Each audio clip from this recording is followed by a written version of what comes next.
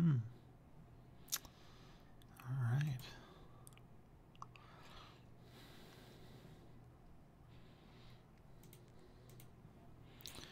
Hello, friends and allies. So, welcome to Step Back Tonight episode. Jeez, are we up to 14 already? Oh, this show that just is just it's a good one. I already see lots of you are already in the chat getting ready. Man, all right, let's take a look. Yeah, Robert Crumb, Michael Kirshner, Kane Russell, Mahuar, Touche 55, Comrade Ace, Captain Mo, Argos Panoptes, Flavorless Josephus, Green Element, and Logan Anderson. Hello, everybody. Welcome, all of you faces. All of you guys sound Flavorless Josephus. You sound like a new name. Everyone else is old-timey. Everyone's been around. Yeah, welcome to Step Back Tonight, which is a weekly show I do on Tuesday nights where I do a different thing all the time. And I think tonight, if I remember correctly, is an alternate history night, which is one of your favorites. I know you guys love to come out and give me scenarios to talk about and all sorts of stuff. So this will be fun. We can see some new people hanging out in the chat. Let's see. What if Ace's dad didn't leave? Oh my, that is a joke that has not been done in quite a while. I know that you were busy with your play and all, so I know that that's like kind of a new thing. Chris Pratt is a member of a homophobic church. Yes. I didn't even know until very recently that he's a Jesus freak, but yeah. What can you do? Will you have a heated gaming moment and say the N-word on stream? I don't think so. I'm not cool like PewDiePie and have, like, you know, heated gaming moments. So yeah, oftentimes it takes me a little bit to warm up, so be understanding that I'm a little bit of a dope right now because it just takes me a little bit of time to get myself up and running. What do you far left people mean when you say you're against prisons? It seems to me that there aren't any humans who are too dangerous to be given freedom. It seems naive to say that there aren't any humans who are too dangerous to be given freedom. I guess like the biggest thing, yeah, Nicaragua's a good N-word. We could just say that one. All right. So anti-prisons. All right, let's do that. No prisons. The reason why people are in general in the prison abolition movement has to do with essentially looking for the root of issues and crimes rather than what's called retributive justice. Basically, it's the difference between two different models of how to handle antisocial behavior.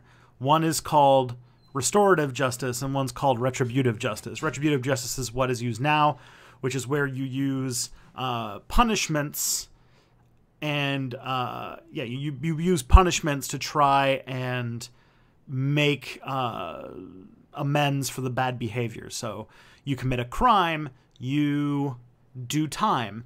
In the past, not too distant past, it was, you know, off with their head or beatings or all sorts of other darker punishments were on the list. And when people were saying, you know, let's build prisons, the people who, you know, the 255 ADs of that time would say, isn't it naive to put dangerous people in prison? Isn't it better to just hang them or cut off their head? And so you end up with a lot of, how would I word this properly?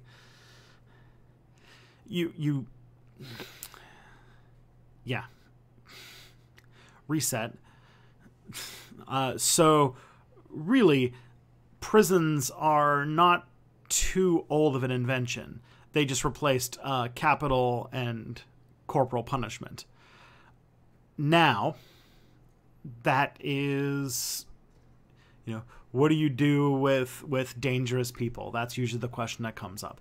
Well, let's talk about restorative justice. Restorative justice is the idea of, instead of trying to create an assembly line fashion to try and take people who have committed crimes and try to get to the root of what caused the crime. Is it poverty? Is it trying to acknowledge what is the systems that failed for this sort of thing to happen, and then try to make things get back. I was just responding to your question. Your question was, don't you think it's naive? And so I said the 255 of like yesteryear would have said, wouldn't it be naive to lock up dangerous people instead of just kill them? Because I'm advocating moving from a more violent to less violent form of restoration of justice. I would want to get to some sort of core of what went wrong, and then try to get the guilty party to somehow make things right again.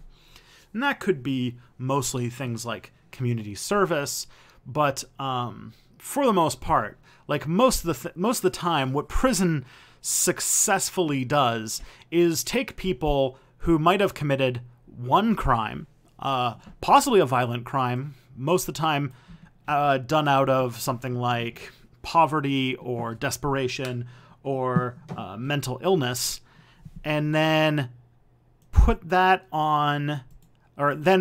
in a community full of all sorts of people that basically promotes them becoming better criminals and more violent. And in my mind, that's not really a way to make people better people. Somebody commits assault, they need to learn why violence is wrong to never do it again. They don't need to be put in a prison with a bunch of other people who've committed assault and then hope that they somehow get better. Now, there are some cases, I would say that they are extremely rare, like extremely, extremely rare, where somebody's antisocial behavior is due to usually some sort of extremely debilitating form of mental illness, usually something like a very bad case of schizophrenia or something like sociopathy or some sort of mental illness, in which case there is definitely a case that these people are not safe to be around other people, in which case you could put them in some sort of mental care facility that is designed to take care of people like that. That would be very rare. Those would be edge cases. I don't think that sociopaths are all that...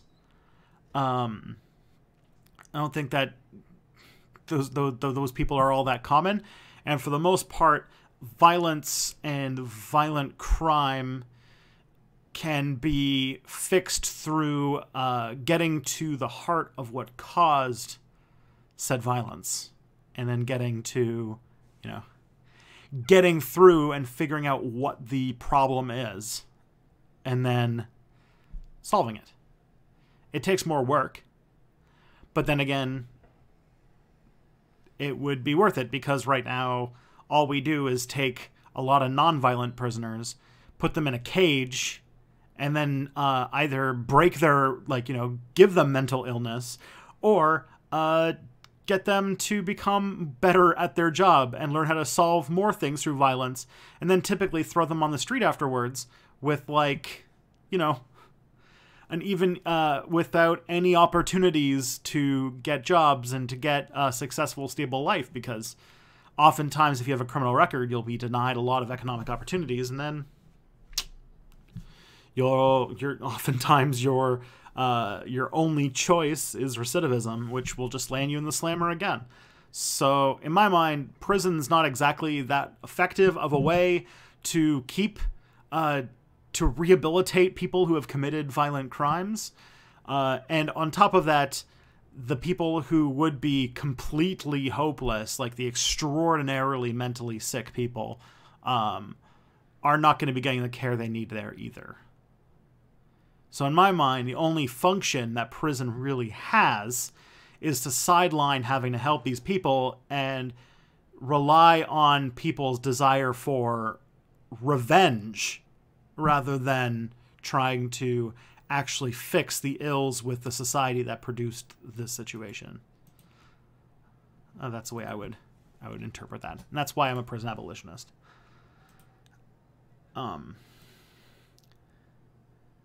Thoughts on the longest government shutdown in the U.S. history? Trump and the Dems won't compromise. Well, it's not even about Trump and the Dems. There are bigger things at stake than just that. For example, what's it called? There have been 2 deals that have been struck that friggin' what the hell's his name? He's the majority leader in the Senate. Turtle Man. Gosh. McConnell. Yeah, Mitch McConnell. He's already blocked 2 attempts at making a deal to get the government running again. And there will probably be more. And there's probably a lot more that could be... I think that it's kind of... It's not so much that they won't compromise, because Trump wants a wall that would cost tons of money. Like, all right, for how effective the wall would be at preventing illegal immigration is that it wouldn't stop it at all. It's already been shown that the design that they're going with would be very easy to get around. But on top of that, even building a wall, even making it harder to cross the border, at the moment, American-Mexican illegal migration is at a net negative, which means that more Mexicans go back to the United States per year than go into the United States, which means that, if anything, building a wall will make fewer people leave and make the problem even worse. So what it really is it's like a monument. It's a statue. It's a statement that we don't want your type of people in this country. It is a giant, like, magical stop sign that will accomplish nothing. And if anybody said, hey, I want to build a $6 billion wall that is basically a monument to racism, and then the Democrats said no, and then the media says, well, the president and the Democrats really just can't learn how to compromise.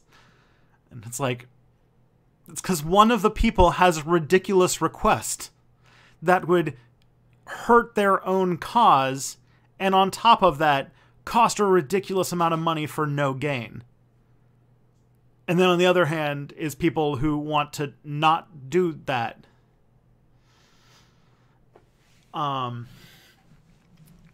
So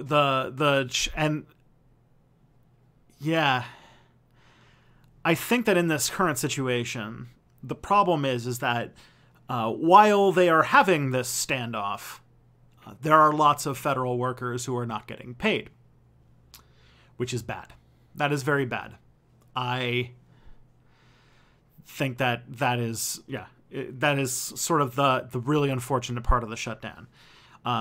Trump won't back down from his vanity project, knowing that, next year is going to be in the middle of an election, and doing a government shutdown in the middle of an election would be a disaster for the Republicans. But on top of that, he probably won't be president the year after that. So this is like the last year he has where he can do this and possibly recover his numbers before he's running for re-election in 2020. So he's holding out. And that makes me think that his pushing of like an illegal, or not illegal, as I did a video about, a legal but very, very problematic emergency appropriation of money. There is some talk of him using there's a law that says that it's technically a state of emergency in something called an immigration crisis, which would be a situation in which I think it was probably, I would imagine it was designed for like Pancho Villa type situations, which was back in the 1900s, I want to say like 19 teens. Woodrow Wilson was president anyway. And Pancho Villa was like a sort of, the closest thing I could think of him as like a Chapo Guzman type figure, but like in the 1916, and he was regularly committing violent crimes on both sides of the Mexican-American border, which back then was basically nothing. Like people could just cross over all the time, and so Wilson used this or something like this in order to use the military to stop like tons and tons of Pancho Villa's men coming over.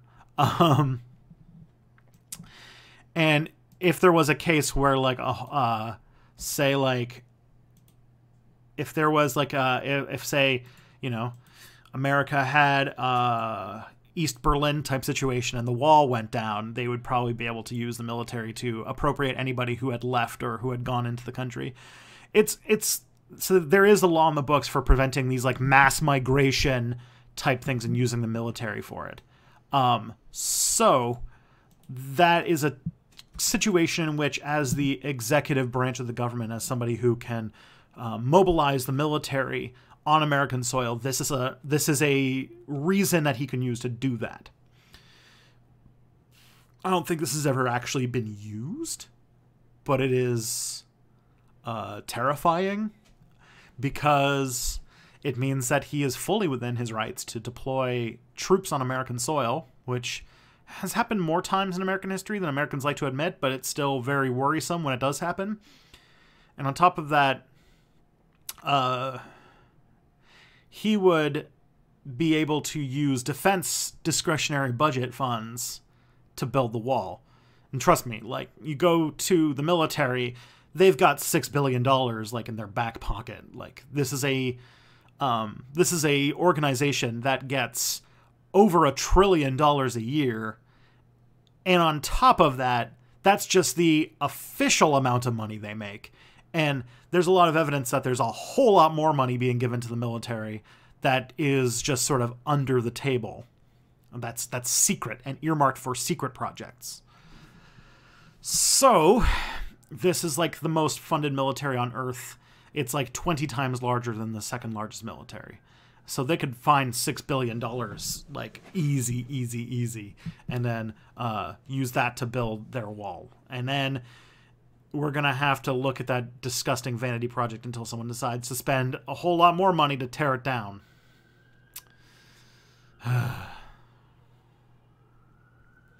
So that's the ugly situation we're in right now. Yeah. What can you do?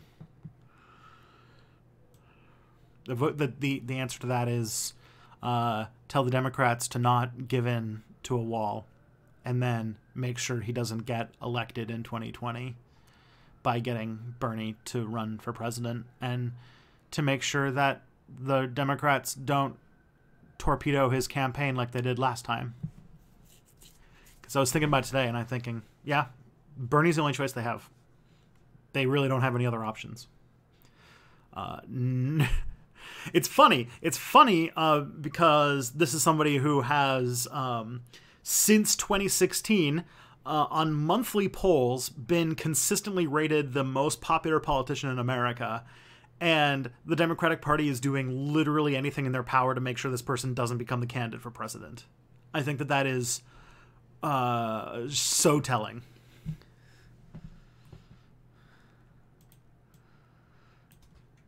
All right. Comrade Ace, have you played Red Dead Redemption 2? No. Unfortunately, I never really play a lot of Rockstar games because Rockstar games never come out on PC, or if they do, they come out a lot later.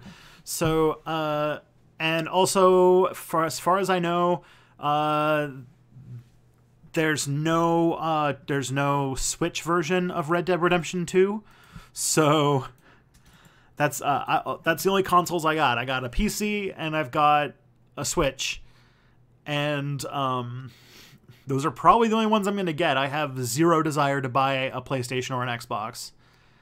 And on top of that, I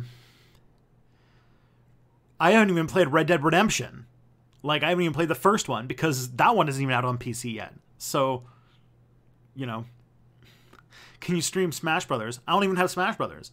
We have four Switch games.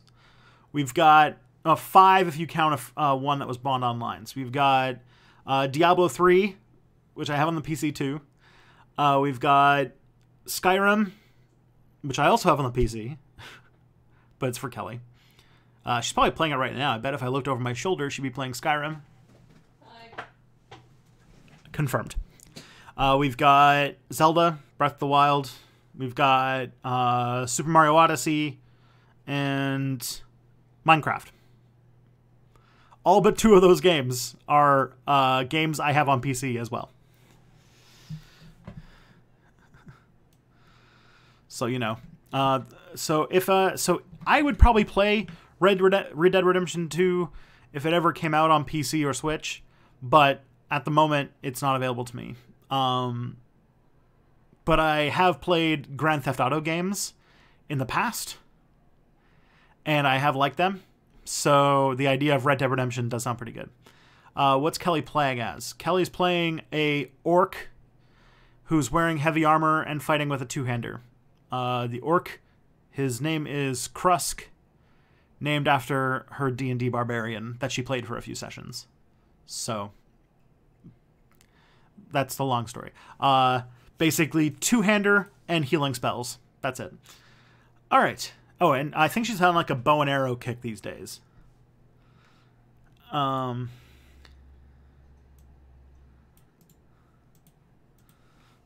right. Let's do some more questions. Let's do this. Angela Becerra. I don't think I've seen that name before. You must be new. Hello. All right. Did you hear about Venezuela's government starting the process of impeaching Maduro? That doesn't surprise me. He's super duper not popular in Venezuela right now, mostly because, let's be fair, Maduro has not been doing so great a job. All right, maybe we should let's talk about Venezuela for a bit, because I think that we need to really talk about who would be about what's going on in Venezuela, at least from what I can tell. So first of all, there is, so the story goes, long time ago, a man named Hugo Chavez became the president of Venezuela, and he was a populist leader, and I mean that in the actual populist term, in that he was for helping the little guy, helping the poor, had a strong sense, like a strong cult of personality, which is a really big thing in Latin American politics. He, as president, did a lot of really great redistributive stuff. And in order to fund sort of the increase in costs that would come with all of these policies to help the poor, but on top of that, also help not have to raise taxes and do all sorts of austerity things that would anger people, is that he nationalized the oil industry for the most part, took it away from U.S. corporations, and the United States really didn't like that. They attempted to kidnap him, I think in 1998, I want to say. And he was, they attempted to kidnap him. He did not get kidnapped. The coup was a failure. But, he did a pretty good job. I think that one of the things, though, is that he relied on the high price of oil. And because he was using it to fund his programs, he was not able to find a way to resist the changes in oil prices. He invested a lot into it. So, like, one of the things about Venezuelan oil and, like, the global oil supply is that at that time, a few years ago anyway,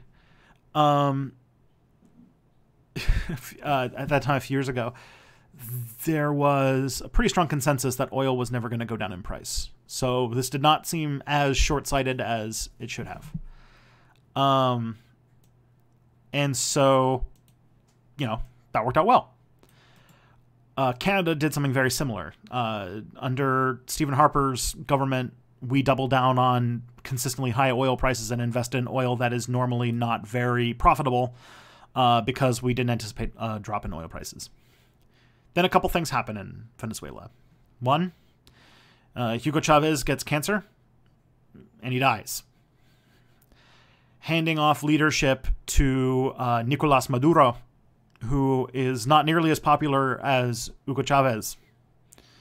Second, the United States starts really beefing up its oil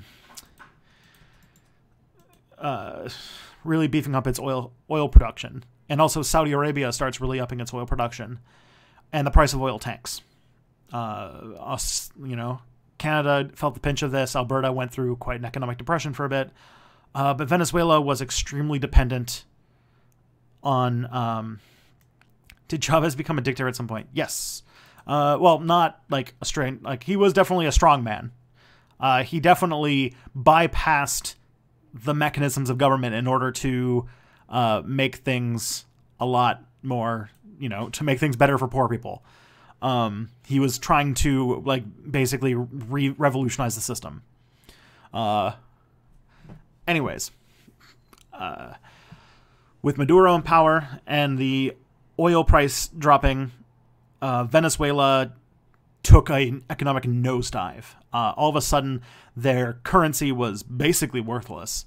And on top of that, the United States starts getting involved by trying to push for the right wing of Venezuela to protest more, and very much controls the message that comes to American audiences, to the point where even some of the most woke TV people like John Oliver were criticizing Maduro's government, when really he was the victim of a couple of really unfortunate circumstances. That being said, he was in a bunch of unfortunate circumstances and has tried over and over again, admittedly without any of the world's support, because as a socialist country, the entire world is basically hoping that they'll collapse. Because anytime a socialist government is in trouble, everyone can point to them as an example as to why socialism doesn't work. There's a propaganda campaign to get anti-Maduro people riled up and angry, and because they represent the right, it means that rich people especially are interested in Maduro's downfall. And Maduro has not exactly responded super great. His response to the economic downturn has not been great, I would argue. But also he's in a tough situation. And so I don't envy his position. I don't know what the right answer would be. But so what I would say is Maduro, the idea that he's being impeached does not surprise me. There's a term that there's an old saying that, oh yeah, and also in greater opposition, he's definitely sidestepped the democratic process in order to keep in power. There's an old saying, though, that every country is 3 missed meals away from a revolution. And the problem with Venezuela right now is that because the entire world's trying to let Venezuela fail so that they can say that's why socialism doesn't work, even though it's not really a socialist country. They just have some socialist policies. Some redistributive policies, I should say. And then on top of that, Things are rough. So, with the exception of Cuba, they're basically all alone, with the entire world hoping that they'll go under. Economic sanctions are even, like, on the table. And, yeah, I could see the walls closing in. That seems pretty, likely. I think it's an unfortunate situation because the entire world's letting Venezuelans suffer because they want to see a government structure and economic model that they disagree with fail, which is petty and cruel. I also do not think, and unfortunately this is a little bit more of a staple in Latin America, I do not like Maduro's concept that the structures of the democratic process get in the way of doing the right thing. And he has acted like a dictator, which I do not like. So, yeah.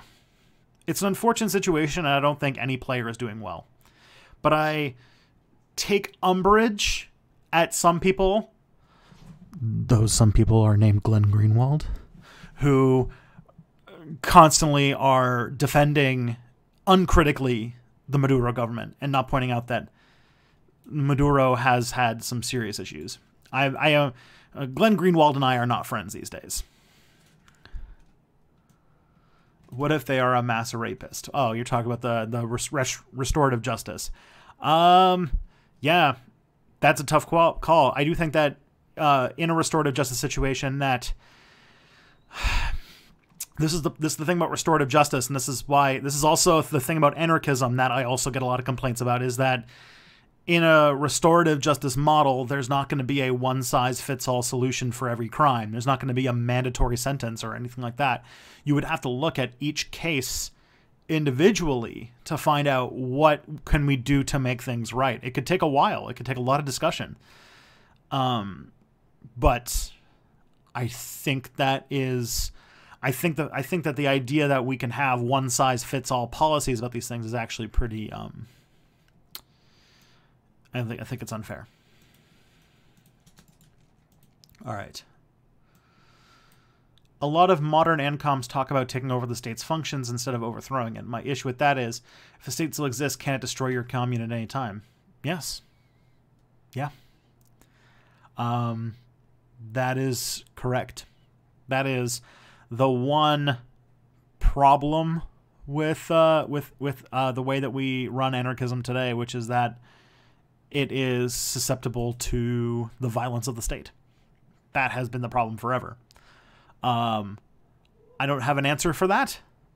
A lot of anarchists, I think not so bright anarchists, make the argument that that's why all anarchists need to start learning how to shoot guns and become like militant, because we can then LARP and, fight the military and win, which I think is conceited and wrong, both ethically and logically. But on top of that, I think that we need another answer. And I do think that, honestly, we have a neoliberal state that is trying to really stop doing any of its basic functions for anyone but the super rich. And so my argument is always, let's just take over those functions that they're not doing, and they probably won't care. And then eventually we'll realize, once, the things that we're doing are doing all the things the state has stopped doing, who knows what things will be like at that point.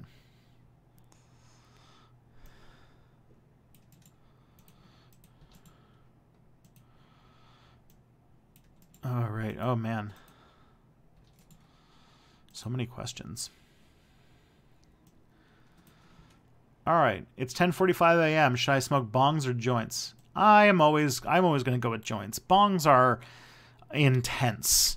I feel like bongs are for groups, in my opinion. Joints are always more for if it's 10:45 a.m., it depends. All right, if your situation is you're at home, you don't have work for the day, you just want to like smoke something to chill out, then definitely go with joint. if you've got to get a quick bowl in before you get on the subway, I would go with the bong. All right. Do you like any Cuban songs? I don't know any particularly, but I think I've listened to it, and I think it's pretty good. Argos asks, thoughts on Ulysses Grant? Ooh, Ulysses Grant. I've been thinking about him a bit lately because I'm working... I guess this is confirmed-ish now, but I'm working on a script for a Civil War series for Kings and Generals. And so they want me to write a 6-part series on the Civil War for them. And so I've been thinking a lot about about Ulysses Grant lately. As a commander, he was ahead of his time. Ulysses S. Grant, as a general, was very ahead of his time. He saw warfare for what it was, in a way that a lot of generals at that time didn't. A lot of generals still thought in a, like, Napoleonic mindset. They thought that battles were something fought like chess. It was all about tactics and troop movements, and they would study battles. They would study like the fields with the little grids, and they would like, you know, analyze what's the optimal place to do a cavalry charge and how does flanking maneuvers work and all that kind of stuff. Ulysses S. Grant was good at that stuff for sure, but where he was smart in ways that other generals weren't is that he looked at the whole war. He thought strategically instead of tactically. Robert E. Lee, the Confederate general, was definitely a master of battlefield tactics. Ulysses S. Grant knew how to fucking win wars. And when he became a general, he basically knew that in order to beat the South, you need to destroy their infrastructure. You need to destroy their economy. You need to crush any attempt to resist, which was very prescient because basically that was how World War I and World War II were fought. And so Ulysses S. Grant was horrifically brilliant at what he was doing. He knew that the way to beat the South was destroying their railroads, taking their slaves away, burning their resources, burning their crops. He basically invented total war. And the last months of the war, which I have to make in you know, for the Kings and Generals video, I'm going to have to make like it's an own episode, was one of unmitigated brutality, as you know, the infamous Sherman's March to the Sea and things like that you do not see at any other time in the war, or at least to anywhere near that scope. And I think that as a commander, Ulysses S. Grant, because of the way that he saw war as two economies fighting each other instead of two brilliant generals with, you know, men and you know, the tactics thing, showed that he had a brilliance to him that worked. As a president, he was well-meaning but super duper inept. He was the prototypical Victorian Republican president. He was he let all of his cabinet run rampant around him and basically be super duper duper corrupt. He lost the United States tons of money. He basically listened to... He was a lot like George Bush in the sense that he basically just listened to the last person who spoke to him. I don't think he didn't really have... Like, he had a mind of a general. He did not have the mind of a president. And he had a very... He ran for the Republican Party because of how depressed he was by Andrew Johnson completely fucking up the post-war moment. That was the only reason he ran. He didn't have like a... And he also knew that he could win because he was like a, you know, national celebrity. But he was just a bad president. Like, he was a good guy. He's one of the few people that I like, man, this guy's done some horrible, horrible shit. But, like, man, the guy's got, like, a melancholy to him that makes it, like, really hard to despise him for being basically this, like, he reminds me a lot of Ender from, like, Ender's Game. Like, just this brilliant tactical genius, but doesn't really understand how people work. And also, on top of that, not super great in the leadership department, but, you know, is a brilliant person at committing, like, you know, spoiler alert, genocide. And yeah, like, after the war, Ulysses S. I have a book that I've been wanting to work on, and Ulysses S. Grant is going to be, like, one of the chapters that I've thought about the most. After he was done being president, too, he got wrapped up in a Ponzi scheme. And in the Ponzi scheme, because he joined it and he was sort of like a speaker for it, a bunch of Union veterans also joined this scheme, and he lost a lot of money for his he lost a lot of money for Union veterans. He lost a lot of them their pensions. And he felt really, really bad about that. He lost all of his money.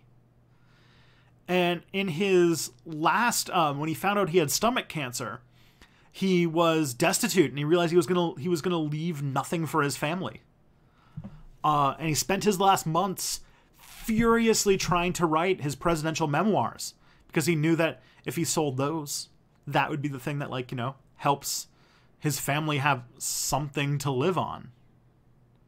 And he finished, I think, the last bit of his manuscript just like a week or two before he died. And I think that that's, like, his story was never happy. Grant was, I think, what we would define today as depressed, and he had a pretty rough life. But yeah, I don't know why my discussion of thoughts on Ulysses S. Grant turned into his, like, biography, but yeah.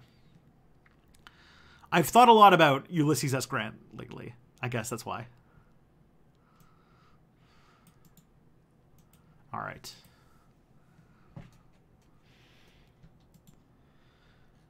Okay. How much trouble would I get in if I did chemistry to oppose the wall? I don't even know what that means. Chemistry to oppose the wall? Might want to be a bit more...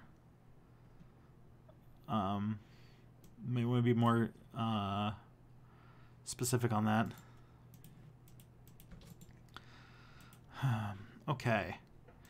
Bernie needs to... Oh, this is Comrade Jeb. Bernie has to run for third party. No. I would... If Bernie thought that he was going to run... If Bernie ran for a third party, I would be strongly against him doing it. I would think that that would be a very, very bad decision on his part, and would guarantee that Trump would get a second term.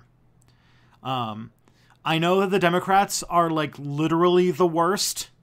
They're a freaking, like, pit of snakes at this moment that are doing anything to prevent even the slightest good things from happening. But they're the only game in town. And if Bernie, like, yeah, he has to be the Democratic presidential candidate. That's the only way that he could do it. Third party Bernie would ruin everything. And at that point, if he actually did that, like if he, like, lost the primaries and ran on a third party candidate, I would think that he would be letting his personal, like, voyage for glory try to win out over really anything, like, you know, trying to win out over doing the right thing. And he didn't do it last time. I don't think he'll do it this time, because he's smarter than that, and he's not in it for the glory. So third party candidates don't really work in American history. Do gamers have a bigger PP? They certainly are the most oppressed minority. Okay. I think I'm on the Matt Christman side of the gamer debate. Tiger Star apparently thinks anarchism is stupid. What are your thoughts? I think he hasn't entertained the thought too much. He probably doesn't know very much about what the arguments are. I think he's probably just seen some stuff on the internet and, just said, he just said stuff. I disagree with him. I think that if I were able to talk to him about anarchism, he'd probably change his tune quite a bit. But, that's not a guarantee. With him, it's like, there's a few people now that I have to interact with where, I just kind of have to keep the isms attached to my political ideologies just unsaid, because they're whatever. Who is the worst possible Democratic candidate for 2020? Oh, that is easy. That is Hillary Rodham Clinton. If Hillary Clinton tried to run for president again, I would literally want to start a GoFundMe to pay her to not run for president. I would literally anything that humanity can do to stop her from running for president would be good. There is no worse person to run for president than Hillary Clinton. It would be the ultimate example that the Democrats have learned literally nothing. And also, she ran for president. So in her presidential run, this is something that's pissing me off a bit lately. So I can talk about this a little bit. So I don't know if you guys have saw it, but there's the centrist argument right now is that Bernie bad because under his, in his nationwide gigantic campaign, he is personally responsible for every single bad employee that works for him, and that there was rampant sexual harassment in corners. Rampant sounds far, but there was sexual harassment in his campaign.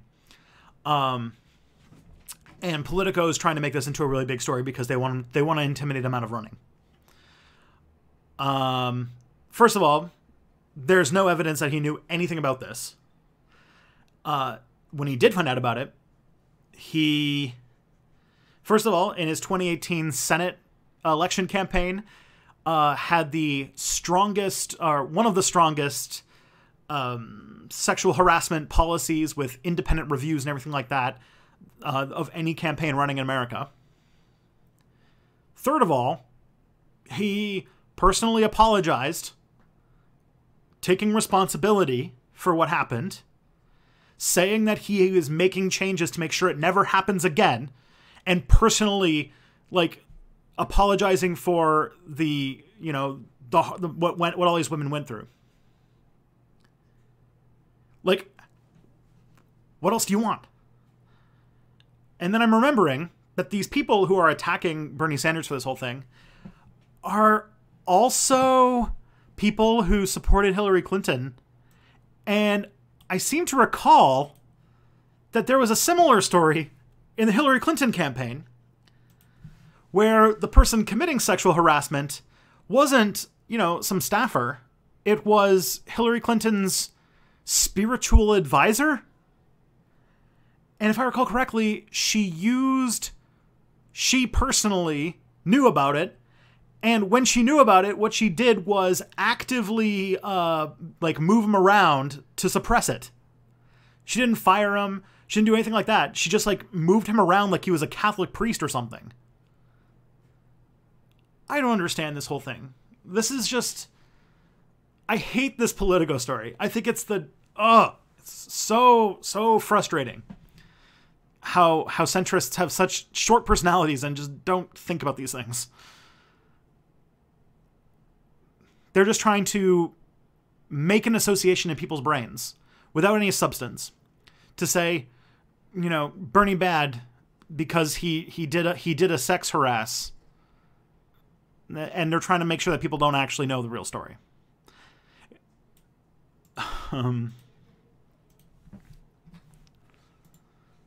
So, you know, that's a thing. But at this moment, Bernie is a consistently rated the most popular politician in America. He has, if you look at these are really early polls at this point, but he's leading in pretty much every primary except like Iowa, because, you know, Iowa. And like it's already looking like the race is sort of coming down to Joe Biden and Bernie Sanders. And of those two, Joe Biden is behind, and he is he is like the most efficient gaffe machine in American history.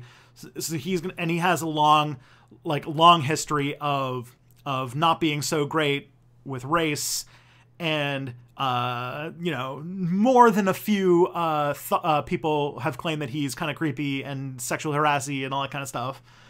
But don't worry, you're going to see a lot of people who are going to go on Twitter and say that Bernie Sanders bad because sex harass in his 2016 campaign, but they're going to also back Joe Biden, a person who has actually sexually harassed people, and like, my brain hurts.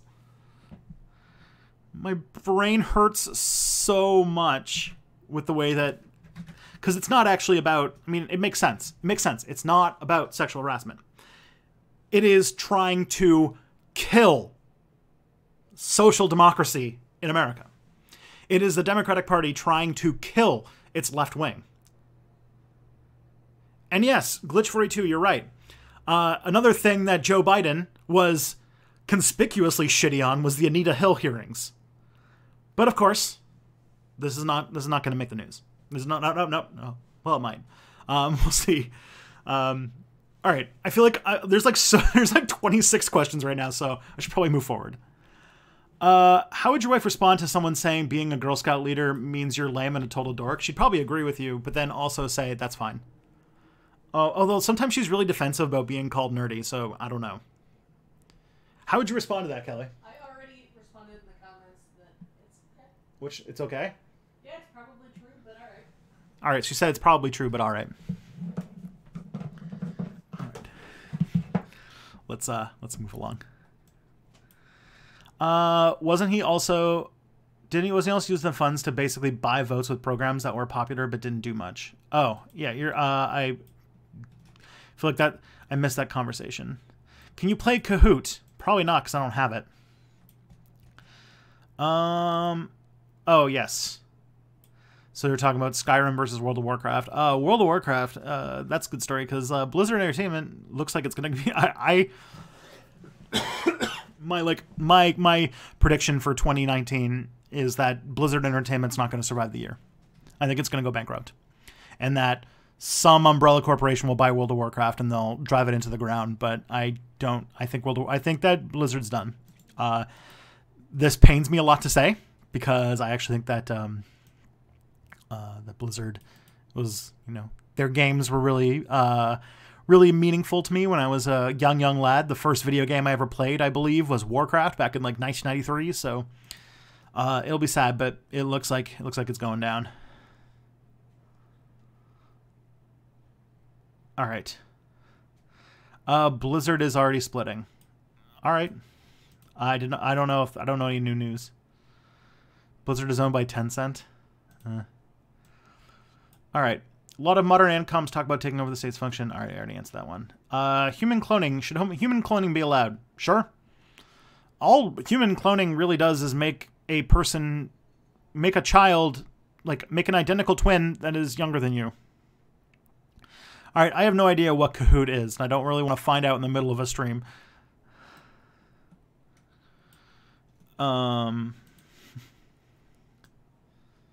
So, all right. Should human cloning be allowed? I don't see the problem with it. I think Kahoot is one of those games you can play online with your audience. Oh, well, I'll have to look into it and find out what it is first, and then maybe I can bring it. Maybe I can do it next week. That sounds like fun, if it's good. It's a school quiz thing. Okay. I don't know if that would be very fun, but I do think that cloning is fine. it's another way of reproduction that I don't see as any wrong in any particular way. The only problem I think I might have with it is it's not 100% safe at the moment. Like, I think that a lot of people, like, anytime we clone a creature, I think they might have some genetic issues. They might have some health issues, like with Dolly the sheep and stuff. But if we can get cloning to work, then fine. I don't see the problem. Your genes don't matter as much as you think they do. And on top of that, like, the only thing I can think of that might be a little bit more of an issue would be issues with genetic engineering people. That is a bit more of an issue. I know that the science is 100% down. CRISPR is not as accurate as people think it is. And, you know, there's a lot of chances that things can go wrong with that stuff. And so genetic engineering, I don't think, is something that I'm a fan. I would be in support of for the moment, unless it was something that we could distribute to everybody and make it safe. All right. I know you think it's unlikely, but suppose a centrist Democrat runs against Trump and wins. Would that be a good thing? Can we do the Green New Deal with Biden or Beto in the White House? I really highly doubt it. I mean, it would be a good thing to just not have Trump be president. That would just be an overall good thing for people in general. But I still, like, it would be like with President Beto O'Rourke or with President Joe Biden. Yeah, you can kill a Green New Deal. You can kiss that goodbye. I think that I even worry that if a centrist Democrat wins, that without the opposition to the president as a backdrop for it, like, there's going to be a lot of, like, wind coming out of the sails of the Democratic opposition once a centrist gets in. And trust me, because Democrats basically get mad if you criticize the Democrats at any point in their history, because they'll say that every single time is not the right time to be criticizing the party. We need to have unity forever. So I don't know. I feel like, I know it feels like something opened with Trump that has opened the Overton window quite a bit. And I want to see where this goes, but also I want to see an end to the suffering. So, because I remember I have, like, I could be optimistic and say that this socialist movement will continue where it is, but I also have I have dark memories of when as a leftist I was around when Obama got elected, and all of a sudden all of the people who you thought were your allies were no longer interested in criticizing the government anymore because now Obama was president. And now you couldn't, like, no, nobody was criticizing drones. Nobody was pushing for public health care. Like, a lot of people, more people than you think, disappeared. And that was bad. And I think that with Bernie, with AOC, with the increase in membership of the Democratic Socialists of America, that the United States is building something pretty special. And, you know, I hope that it could survive that. But also, I don't think that if Joe Biden was the candidate, I don't think he'd win.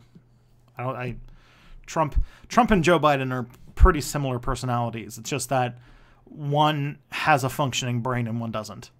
And so, but Trump is goofier and more memeable, so he would win. Am I the only center-right fan of Tristan? You might be. I get comments still, like, every maybe 2 or 3 days that say, like, I used to be a fan of yours until this video where you said that people are people. And, you know, I hate that group of people that you said are people. And therefore, you're biased. Or no, they would usually say, you're based. You're biased. So I'm not going to watch your videos anymore. And I'm like, oh, okay. I'm always surprised this still happens, to be honest. I would have thought I scared most of them away. But if you are tolerant of me talking, I would have questions about how right-wing you are. But, you know, that's just me.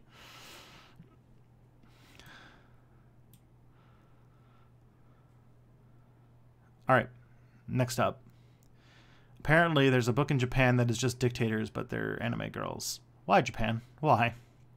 Why Japan? Why is, yeah, that's a question I ask every once in a while. Even if anarchists succeed in creating a world where they are reliant on the commune, I don't see how that could ever be secure if the nation state still has the power to kill people at will. Yeah, that sucks. What I don't have an answer for you. I don't have your solution. Trust me. If somebody had a good solution, we would have done it by now. All right, Interstellar Bruce. That's an awesome name. I fail to understand why the Confederacy gets so much reverence from people. Wasn't the Civil War shorter than most wars fought on the continent? Yes. The Civil War...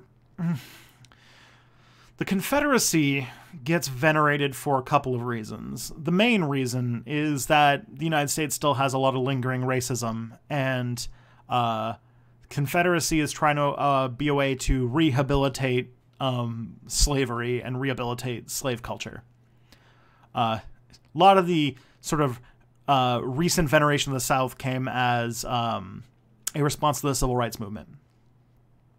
Now, there were the thing about the South is that it did have at least two I can think of off the top of my head, pretty talented generals at their top who did a lot with a little, like a lot with a little. But also, the Union also was extremely inept at fighting that war, so bit out on that. But I mean, the Confederacy was a terrible country that existed for terrible reasons, and yeah, doesn't make. But like, if you look at it from a purely military strategy standpoint, like if I was one of those people, one of those History Channel people, you could say that Robert E. Lee was a very, very, very talented tactician who won many battles when he was extremely outnumbered and undersupplied.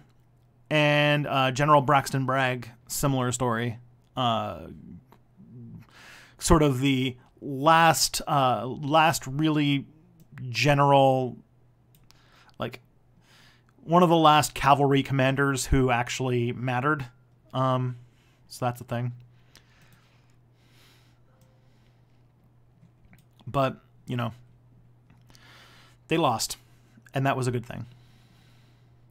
Actually, I think I'm supposed to highlight a battle in the last video, and what I'm going to highlight is a video where Robert E. Lee's army got destroyed by a majority black Union opposition, which I think is great. All right. What do you think about the term libertarian Marxism used to refer leftist anarchist ideologies? Are they really Marxist if they don't support the dictatorship of the proletariat? No, I don't. Most anarchists, I would probably... Radical Reviewer is in the chat, so he'll probably be able to woof out a better answer than me. But most anarchists are not really Marxists. Like, I like a lot of Marxists' ideas. I think that a Marxist analysis of a lot of things makes sense. But as for his prescriptions for like the dictatorship of the proletariat, all that kind of stuff, I disagree with that. And I would not call myself a Marxist. And I think that a lot of anarchists wouldn't call themselves a Marxist either. So libertarian Marxism is sort of a misnomer.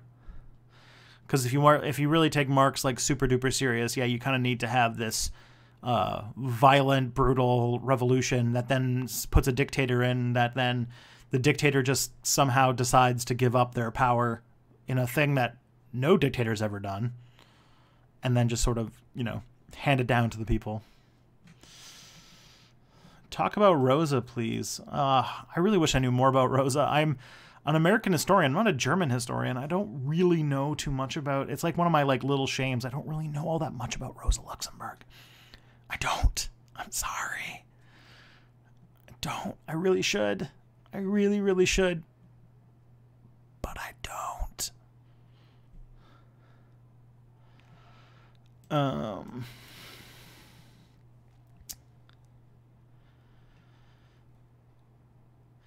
Yeah. All right, Tristan, do you support AOC's plan to stack the Supreme Court? Yeah, I want the Supreme Court to function as a way to make the world a better place. And right now, it is quite the opposite. And so I definitely think I'd be more on board with doing whatever you need to do to the Supreme Court. And right now, stacking the Supreme Court is really what it is.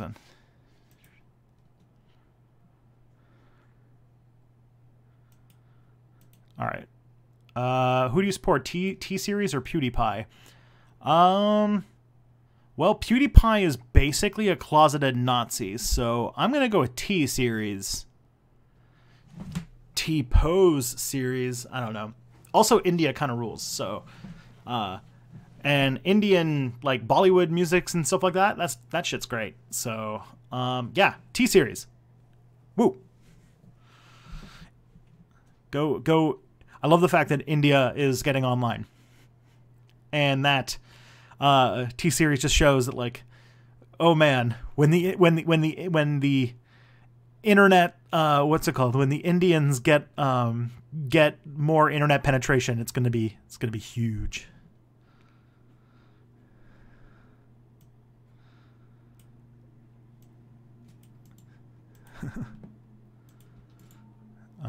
So yeah, maybe I'll subscribe to T-Series. You know what? I'm gonna do that right now. I'm gonna go and subscribe to T-Series, because you know what? I could use some Bollywood music in my life. Why not? All right, 80,632,915 subscribers. There you go. You just got another one. T-Series. Pewds ain't no Nazi. He just says racial slurs, promotes Nazis on his YouTube channel several times, platforms the far right. How is PewDiePie not a Nazi? I don't know. I guess he's like Joe Rogan. He's not a Nazi. He just promotes a lot of Nazis and has them on his platform without any criticism. It's just memes, man. It's just memes. It's all just memes. It's all ironic. It's all ironic racism. The mere exposure effect is just not real.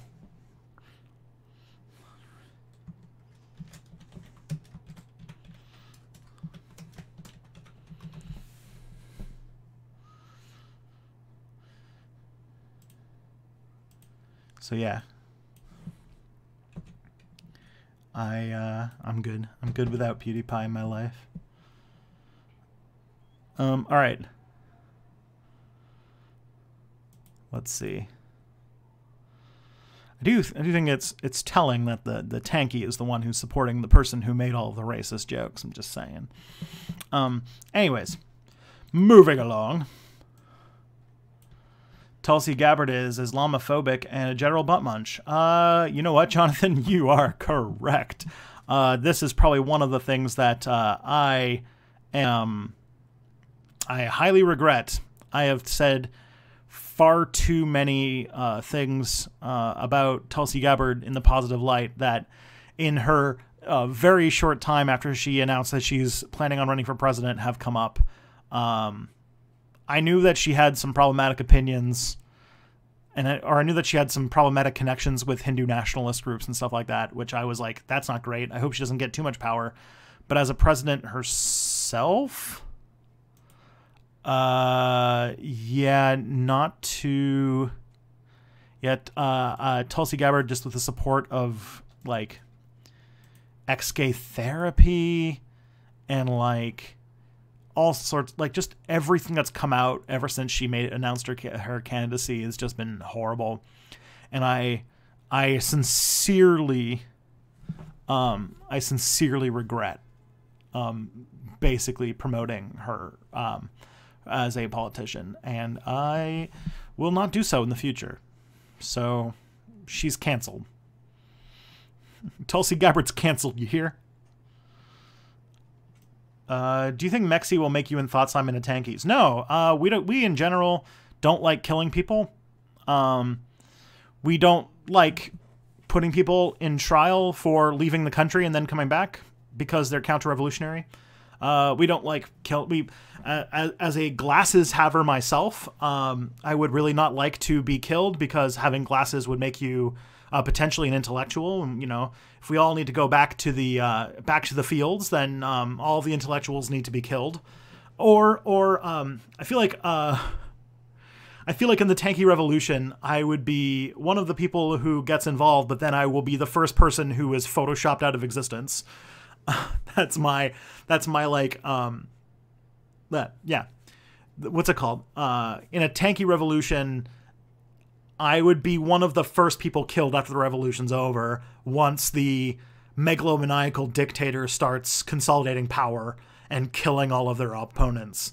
Anybody who is not a tanky, or not a tanky and also not personally loyal to the dear leader.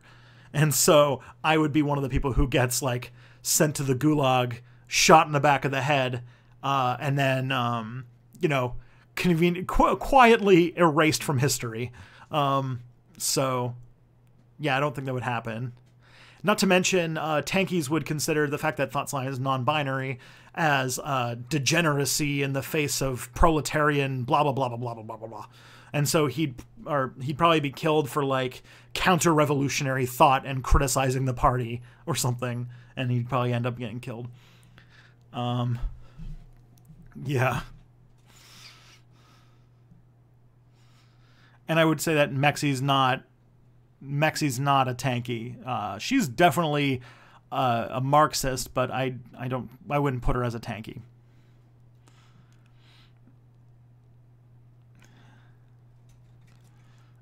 Yeah, I'd be the one who, yeah, I would definitely be. I mean, keep in mind, Stalin, for example, he didn't think that Trotsky was like hardcore enough for him. So like, you know. Or it ended up being like Pyotr Kropotkin, who in the Soviet Revolution, I think, ended up being in charge of some like tiny Soviet and just ended up kind of depressed, ended up dying. Modern tankies don't have LGBTQ plus people or non-binary people. Then how come I get like 6 or 7 curious cats a week saying, how can you support the class struggle if you are supporting all of this degeneracy? All this gender and sexual degeneracy. I don't know. There's some super problematic shit going on in tanky circles. Lieutenant Tristan P. Johnson, you were officially expelled from the Superior Stalinist Party of Ontario. You'll get a trip to the cold Yukon gulags. Ugh. Lenny 404. That I know it was a joke, but that feels like something that would actually happen to me.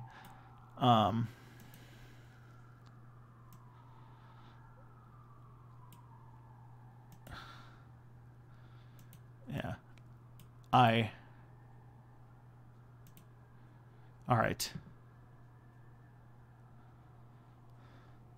IDPol is great. If you, Mexi did an entire video about why identity politics is good. It is, you know, everybody has something that they fight for. You can't convince everybody to join in with the big umbrella class struggle and join the right Marxist party in order to have your successful thing. You just need to, like, you know, in my mind anyway, people have different intersecting identities. All politics is identity politics. Economic class is an identity. I don't know.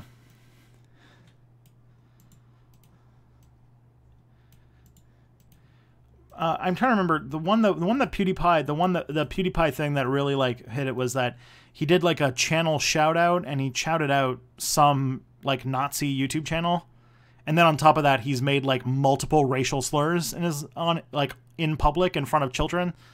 Yeah, Identity politics. The Mexi video about identity politics is really good, and the political correctness video by Thought Slime is also really good. All right.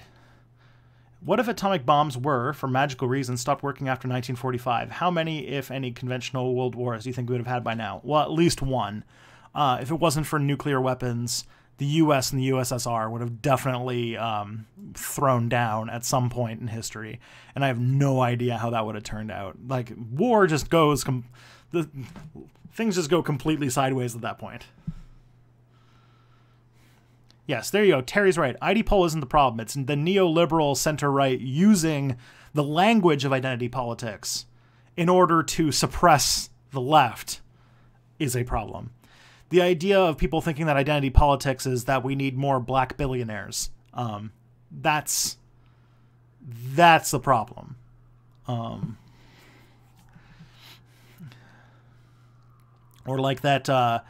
what's it called? That ad that like Raytheon did to talk about how many women they had in their ballistic missiles program or something. It was like, oh god. What are your thoughts on the Jeremy Corbyn anti-Semitism thing and equating of anti-Zionism with anti-Semitism? Well, the equating of anti-Zionism with anti-Semitism is that is just old as shit. That is the oldest thing in the book.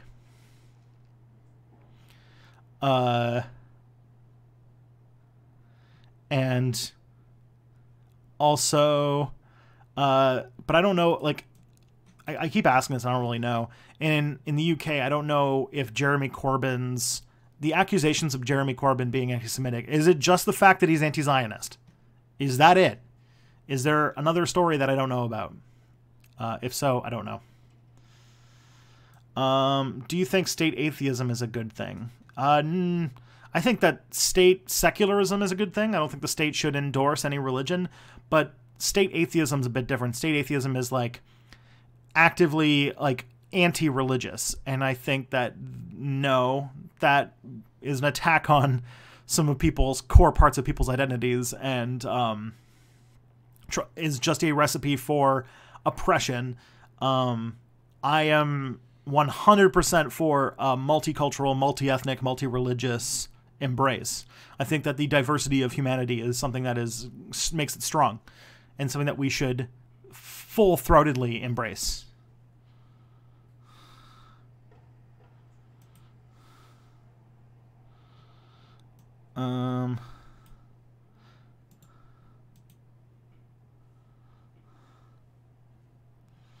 Yeah, the whole clap, hire more women guards. When you start talking about alternate history, you gloss over my alternate history scenario in like a minute. You talking about the no nuclear weapons thing? I can put that in the other thing, I guess. Let me just, I'll just take it into the thing. I'm going to get to the alternate history. I just got to finish these questions, so I got to move faster. Because this always happens. I always end up talking with you guys for, like, forever. Before we get into it. Yeah, Josephus, I got the what if Eugene Debs been elected. All right, we're getting some recommendations. Let me finish this up, and then we'll finish these questions, and we can get on. All right. Opinion on Tulsi Gabbard running for president. The Hindu, not white, female pro Bernie. The issue, yeah, the issue is that she has quite a checkered past, and is not really all that progressive. Have you seen Sacha Baron Cohen's Who is America? I have not. What the hell is a gaff machine? Gaff machine is just is Joe Biden, where he can't stop doing awkward things in front of cameras that make him sound weird and bad. Did you see the Gillette commercial? Yes, I did. I hope Peter Coffin makes an Adversaries episode about it, because the fact that the stuff it says about masculinity is great. The fact that it's coming from freaking Gillette is sort of lame.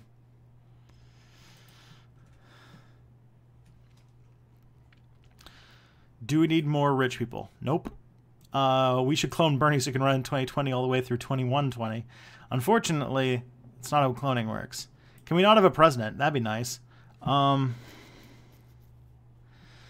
I just didn't know. Whatever. We're good. I have it written down. We're good.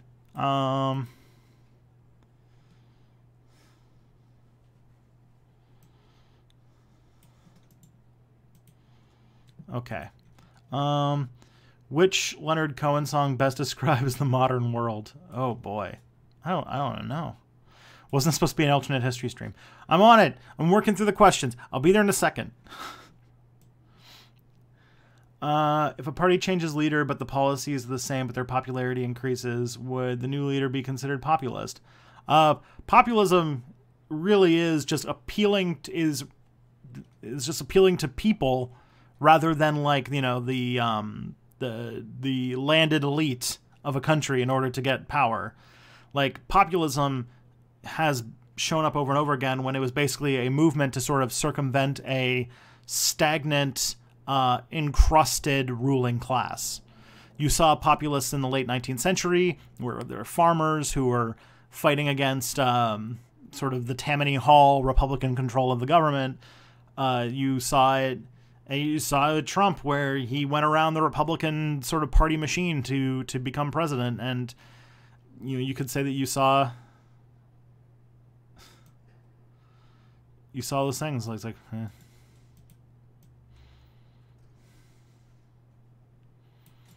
Oh boy. All right. What if something wiped out all the Native Americans before 1492? Okay, that's an alternate history thing. Put it here. Hey Matt, Blender, how's it going? Have you heard of Anarchist Club Penguin Commune, where during the 18 days bold penguins fought against imperialism? Oh, that is beautiful. Think about what Mormons would do in an anarchist society. I actually met an anarcho-communist Mormon. I don't even know. I saw he what's it called? He interviewed me, or I interviewed him for the video I did about Mormonism, and he was just lovely. Like, not people are Mormons can get to some can be weird. They can, but people are really mean to them. Needlessly.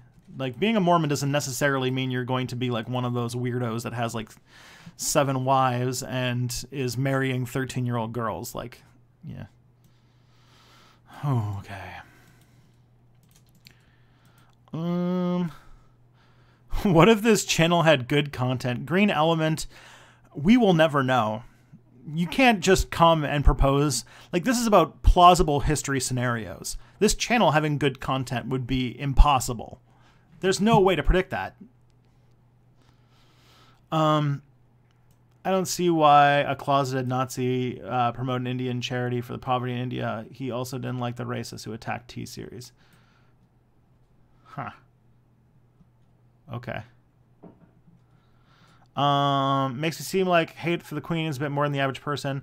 I know you can't cut the sweet old lady some slack. She's 90. Let her live her last years in peace. She lives in plenty of peace. She's rich as hell.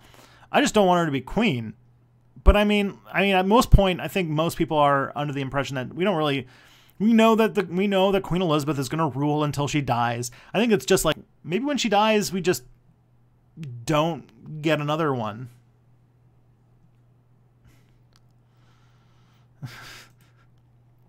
That's my plan. Plus, also, like, a lot of evidence shows that she's like one of the grumpiest old ladies ever. So I don't know where this like support is. Are there checks and balances on Canada? Not really.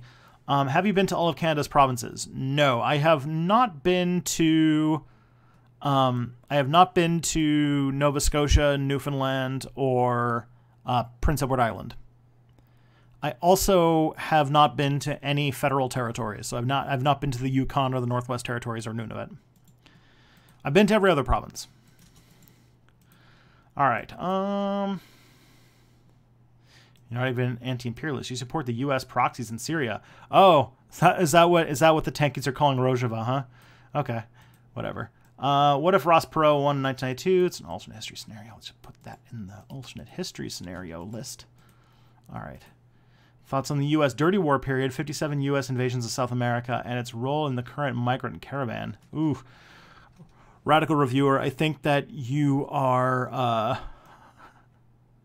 think Radical Reviewer, you are a little bit too... You assume that I am way smarter than I actually am. I couldn't even begin to break that one down.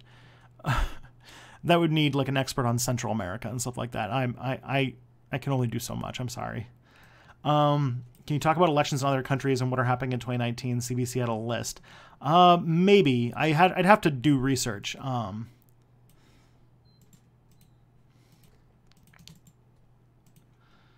Like I think somebody asked about the Israeli and Indian elections. I don't really know about what the situation on the ground is with those, so I'd probably have to do some research.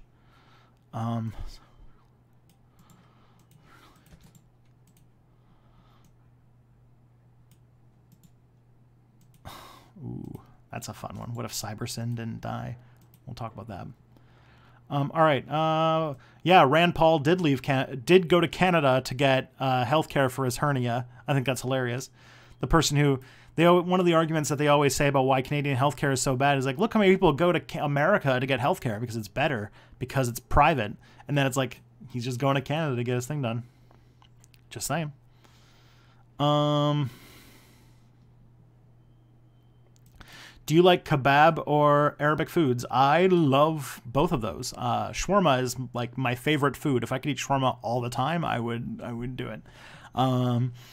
Yeah, I love kebab. I love a lot of Arabic food. I want to get a Instapot so that I can basically make this is North African more, but like tagine, and I want to like really want to make a lot of good stuff. I love it. I want to get like a Middle Eastern cookbook and all that kind of stuff. Would you be pissed if Charles is your son and the fact that is Brexit and your empire is gone? Okay. The Mormon religion is really misogynistic and homophobic. Why is it wrong to hold that against individual Mormons? Well, 255 AD, if you can find me a religion that is not misogynistic and homophobic, I would be interested in finding out, because there are a lot of those that is more common than it isn't. But not... Hashtag not all Mormons are that way. Not all Christians are misogynistic and homophobic. There are gay Mormons. They exist. They're out there. And so religion is beside. All right.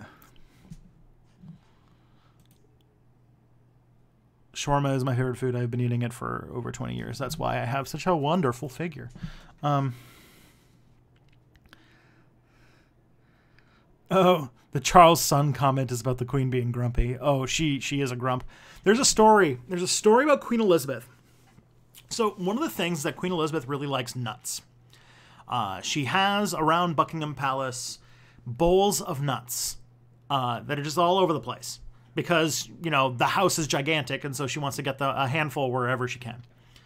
This is getting very suggestive. We should get Ollie in here. But one of the things is that for various reasons, too, police officers visit Buckingham Palace pretty regularly. And they're regularly in there. And... you know, there's all these bowls of nuts around the place. And so the police officers were, you know, grabbing some nuts and eating some nuts. And it was, you know, a thing. The Queen really didn't like that. And so she went around to all of the bowls of nuts in her house and started drawing little marker lines on the side of the bowl to indicate the, like, line of the nuts. And so, so that she could tell when the police were eating them. And, like, this is like a woman who has multiple bowls of nuts all around her house. She's ridiculously wealthy, and she can't even bring herself to not be a crotchety old person about freaking, like, probably, like, peanuts or something. She's literally, like, freaking out over peanuts. Like, it's just, like, oh, my God. It's so silly. But that just, like, shows, like, she is, even though she's the queen and regal, at the end of the day, she's also just, like, a grumpy old lady. Oh, man. Are you saying the queen is objectively nuts? Very good line. Very good. Yeah. I don't get it. The queen, ugh. Okay.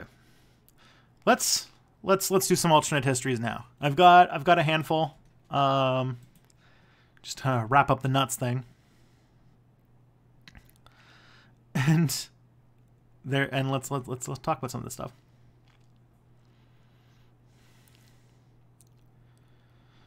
Why did you ban my other account, Lenny404? I was just parroting a previous question. I do want to say that I have a wonderful moderator, Nightwatcher's Pet, who's been in here doing the hard work for me. If you have an issue, you should bring it up with her. Trust me, she is way better at making keeping track of things than I am. So,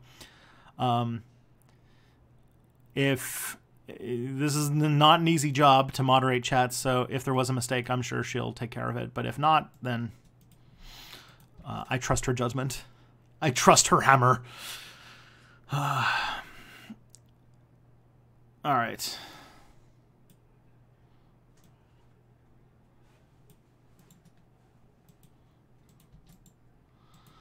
Anyways, what if New England seceded in the Hartford Convention of 1814-1815? Oh boy! All right, this is let's take a look at the Hartford Convention.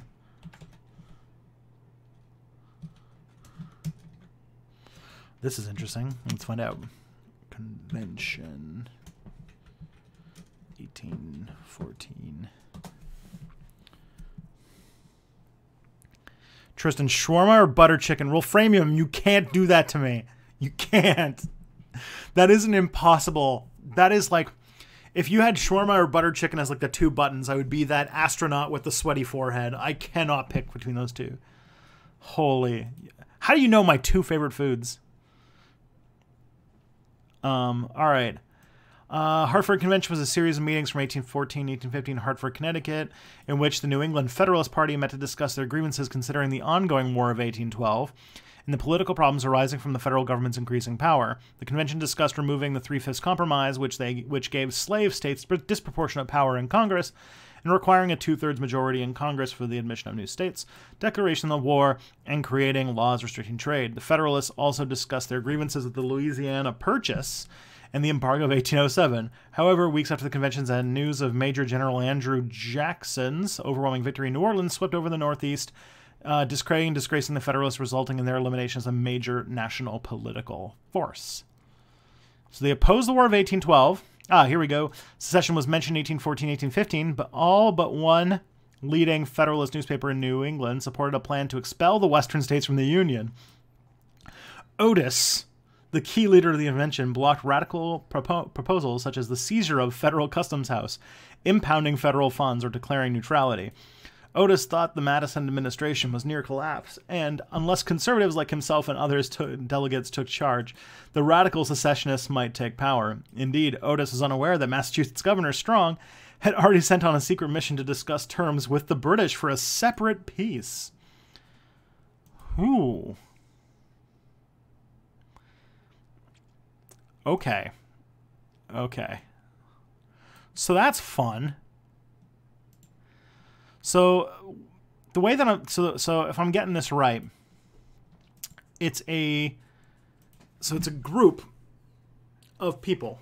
So it's a group. It was a group of like conservative Federalists during the War of 1812, really close to the end of it, who really didn't like the way the United States was going, really didn't like the fact that the United States was expanding west, and wanted to secure more power for the smaller New England states, and were basically either bouncing between seceding from the Union or seceding from the Union and basically making an alliance with, or at least negotiating a separate peace with the UK, with Britain. Interesting. Okay. Well, a couple things you could say to that is, one, interesting time to do it. The end of the War of 1812, so in 1814, 1815, that period. Yeah, the United States' military was in pretty rough shape. The British had basically destroyed a good chunk of it, marching down to Washington. They were basically broken at, what's it called? The Battle of Stony Creek, I think, was like the big battle that turned it around. Oh, man. I'm just imagining, though, this is like the waspiest country to ever exist. So what can we do with some fun stuff with this? So let's say New England really not liking the expansionist direction that America's going, worrying about their influence, and the government decides to break it off on their own, which at this time in the United States wasn't unheard of. No state had seceded before, but the United States was only like, at this point, it would be only like 35 years old, so not impossible. And the United States was also a lot less, people identified more with the state they were from than the United States itself, and so I could very easily see New England declaring to make a separate peace with Britain. Yeah, that would be interesting. Do we know what states were involved with this? It just says New England Federalist Party. The 6 states of Maine, Vermont, New Hampshire, Massachusetts, Rhode Island, and Connecticut. Okay. So, first of all, cutest country in the world. Probably, in such a situation, I would imagine that because that country is, at that point in history, New England was, with the exception of like Massachusetts, was pretty barren. Like, I don't even think Vermont Vermont wasn't a state yet. And Maine wasn't a state either. And so that whole region was still, at this point, like the borders with Canada had not really been super well established yet, and there weren't a ton of people. So like this is really like Connecticut and like Boston. Okay. So if they're independent, America loses some states. Where could we go with that? All right. Okay, Vermont was made a state in 1794. Okay. Pre-Civil War Canada. The Canadian border was established in 1819, so this is before that. So things are still murky. I mean, things are still murky there today. You can still, like, if you are in, like, southern Quebec and you go for a drive, you can get lost in the woods and then somehow end up in Vermont. So, like, you know, it's still a thing. There's not a lot of people there. It would be there's 2 ways I could go with it. One, the United States really makes a big deal about it, maybe tries to retake it. If anything, just to get Boston back. I feel like losing Boston would be a very big symbolic defeat for America. Like the country, or the like, you know, one of the biggest parts of the war, or the war revolution, you know, Boston's very famous for that, becoming its own country. Whew, that'd be rough. I could see a couple options out of that. Either America, after like a short, you know, 10-year stay as like the Republic of New England or something like that, they get mowed down by Americans, and then today we think of it as like the Republic of Texas, or the Republic of West Florida, or the Californian Republic, like one of these like small American independent republics that lasted for a short amount of time before they were quickly annexed into the United States. Or you could go with another situation where, like, because it's so remote, the United States doesn't care, or that because they negotiated a separate peace with the with the Canadians, with the British, that the British threaten, like in the peace agreement with America, maybe one of the things, because then the British would definitely have way more of the upper hand at the end of the war, because the war kind of ended as a stalemate, even though the British definitely got a lot more victories. Maybe the British negotiate like, hey, you know, New England has to be recognized. You have to recognize the Republic of New England. Or the other scenario I could think of is that maybe those states get reintegrated into the British Empire.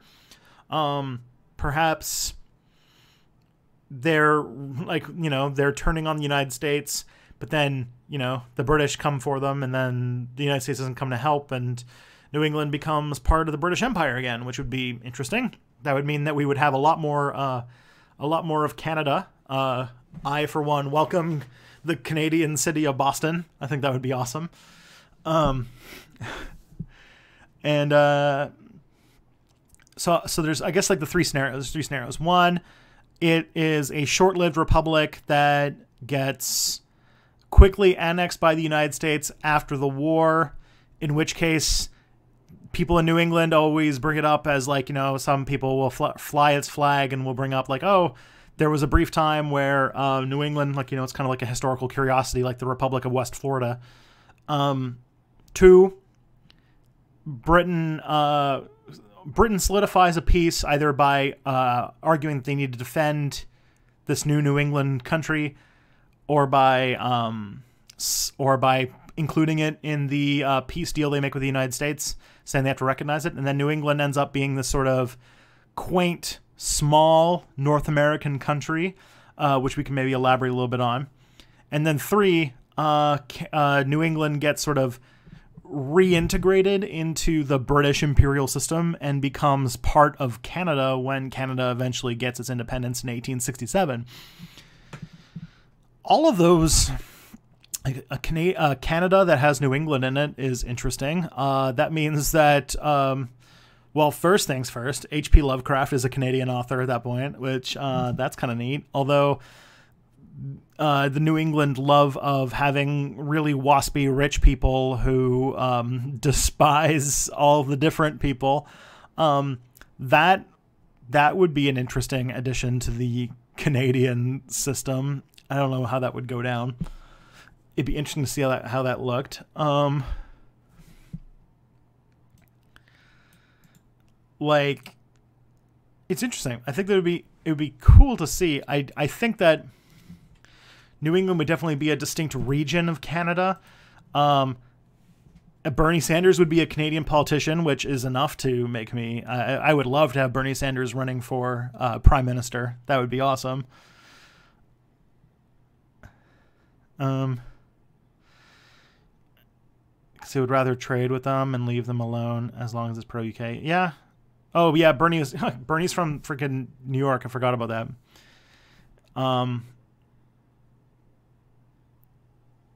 Solidified the hold on the region. Yeah. Oh, man, I forgot about the Great Migration. The Great Migration of, like, the 20th century, where a lot of Black Americans left the South and settled in cities in the North. Just imagining, like, Boston without its Black population that's intense. The demographic differences would be huge. But then we can also thank Canadian author Stephen King for all of his novels. Which would be great, because they'd be like, what are the great Canadian authors? Well, there's H.P. Lovecraft, there's Stephen King, there's Margaret Atwood. Like, we got them all. We got all the good authors. I don't know why I keep talking about H.P. Lovecraft. His books were okay, but he was a pretty shitty person. With a delicate constitution. Yeah, New England would probably replace Ontario as the core Canadian province, if not Massachusetts. Although Toronto is a bigger city than Boston, so maybe not. Although maybe Toronto's only bigger because it's like, because of the sort of economics of Canada. It'd be interesting. The decrease, yeah. All right, so yeah, you could definitely say that without the Union, without the New England states, that also throws off the balance of slave and free states. And so as the U.S. expands, there'd be less resistance to slavery. And so the abolition movement would be a lot smaller. And so maybe the Civil War is sort of stopped because slavery just kind of keeps going, which would be bad. Wow. Yeah. Oh, yeah, the overly sarcastic production H.P. Lovecraft video is really good. That's a good one to watch. God, man, so you'd have a bigger Canada. That would be a bigger geopolitical force as it got independence. And you would have a more southern-dominated America, which would mean that, like, less influence of less influence from, because a lot of the there was a lot of what's it called, movements. A lot of the abolitionists were sort of located in places like New England, and so seeing a lot of the people who would be normally anti-slavery people would be, you know, their own thing. So you could see either a South that really just owns the United States, or a civil war in which the South just kind of breaks off and the U.S. can't really do anything about it. Geez, that's a weird. That's an interesting chunk. I'm interested in like what Canada looks like. Yeah, someone was saying like, let me see what let's see like the population of New England. Let's see. Let's just take a look at that.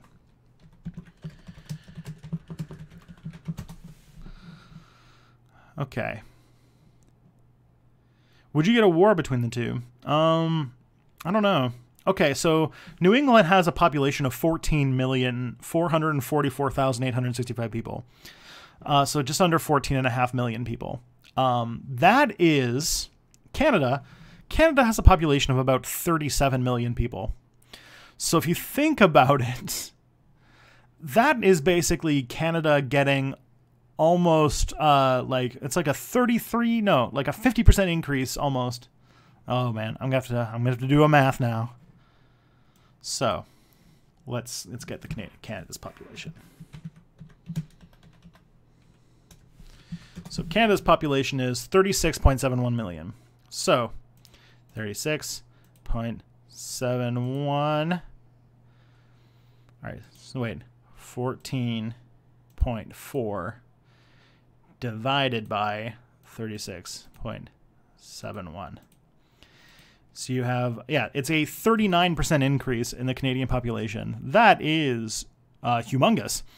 It also adds $1 trillion more GDP to the Canadian economy. That's, okay, yeah, that's massive. Holy moly. So that is interesting. I wonder if I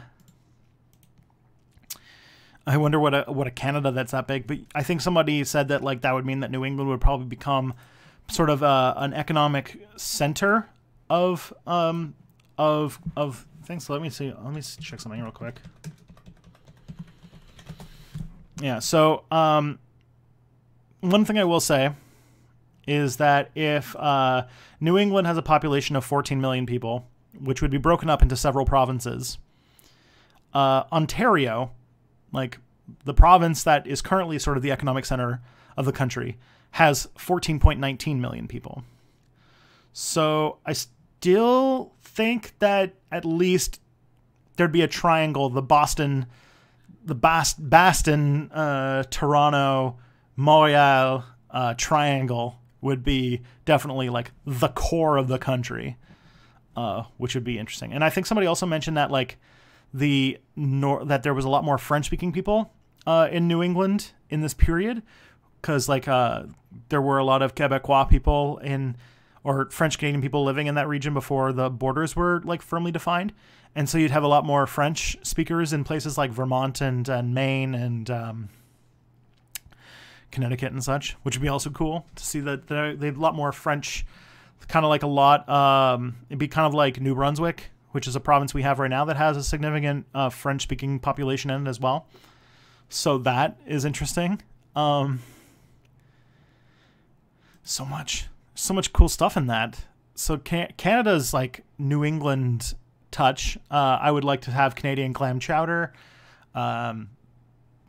Oh man, like you get into like the 20th century, all of a sudden you have people like JFK and the Kennedys being a sort of Canadian family.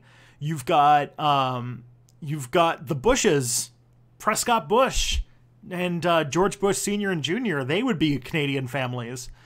Like those would all, and they probably, you know, some of them probably had money in this period. So I imagine that, you know, if things go the same way, the Kennedys would be like the Trudeaus. It'd be like the Kennedys, the Bushes, and the Trudeaus would be like the Canadian political dynasties. That would just be a whole thing. That's the other thing I think that Canada didn't have as much of that would be interesting to see, is that there were so many like wealthy, like really, really wealthy sort of aristocratic families in New England that it'd be really interesting to see how that would play into like the power balance of Canada. But yeah, holy moly. So it's like if Canada got another Ontario. That's huge. And also Quebec, Ontario, and the like New England states would completely control Canadian politics. They would have all the power with the way that our government works. That's cool. I think that's a really cool option. I do think that the United States would be a little bit diminished, but not diminished enough that, like, I do think that maybe the Civil War, just on the power of New York City, would probably still, I think the Union would actually still win that. I just don't know if the conditions for the Civil War would happen, because the way that the American political system works, where the Senate was really powerful back then, that the Southern-dominated Senate would probably get most of the things they want. Maybe the secession is like an anti-slavery northern secession movement that starts a new United States, the like Federation of America or like something like that, and that this like industrial northern state breaks off and the South is the United States, the Union, and they're trying to reintegrate it and it wouldn't work. That'd be funny. That'd be really interesting to see. Just because, like, the superior infrastructure and all that kind of stuff. That'd be interesting. That'd be interesting to see that. So the South is the Union, and the North is like whatever you would name the country, the Federated States of America, or blah blah. It doesn't matter. And I imagine that if that happened, you'd probably have the split permanently. In which case, North America is a lot more split up, which means that like there's chances for people to get on the wrong side of the world wars, and especially the South. Whew. That gets really fun. Holy crap. New England's current prime minister is Eleanor Carbone of the Conservative Party. No, that's not a real person's name. That's like the most New England name ever. Eleanor Carbone. Eleanor Carbone. Now I'm going to Google and find out she's real. Oh, yeah. She's the mayor of Litchfield County in Naugatuck Valley Community College. Oh, that's where she went to school. She's the mayor of Torrington, Connecticut. Huh. But would New England be 6 or 1 provinces? Oh man, very good. I'm imagining it would be 6 provinces, maybe fewer. Maybe like because Canadian provinces are bigger, that maybe like Maine and Vermont become 1 state or something. I don't know. Because Maine was sort of made as a, what's it called? It was made to solve the Missouri Compromise. So maybe Maine just kind of becomes part of the Vermont stuff. So maybe it'd be like 2 or 3 state or provinces, but also a lot of those borders had already been drawn, so they might just stick with those.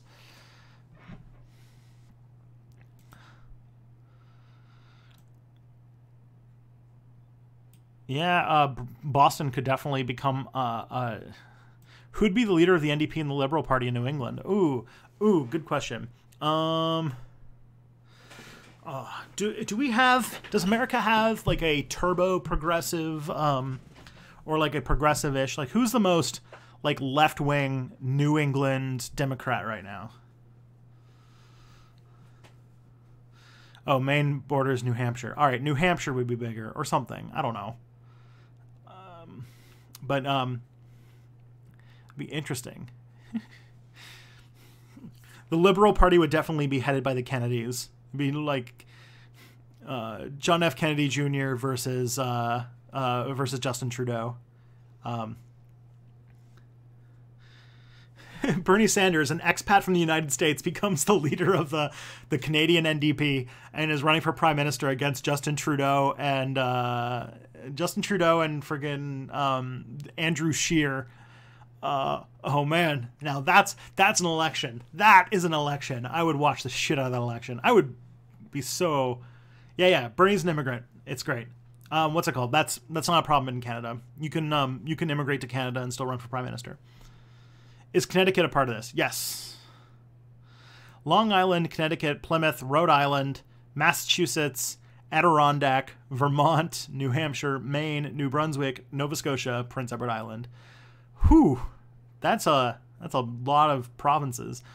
I do think that America tends towards smaller states, and Canada goes towards bigger provinces. So I'd be interested to see. Maybe New England would just become a province with its own premier, because our provinces are relatively independent, and maybe they'll just like integrate the new federal government of New England into the Canadian system as a province. Unfortunately, New York City is not part of this. New York is not a part of New England, so we don't get New England, or we don't get New York. That'd be a next level. Welcoming Prime Minister Alexandria Ocasio-Cortez. All right. Man, okay. We did this one for a bit. I think we should probably move on to the next one. What if New England... Oh, we did that one. What if Eugene Debs had been elected? Ooh. So Eugene Debs was a super progressive who ran for president and then failed on the Democratic ticket, and he was really, really, really, really, really left-wing for, like, you know, American politics. That would be interesting.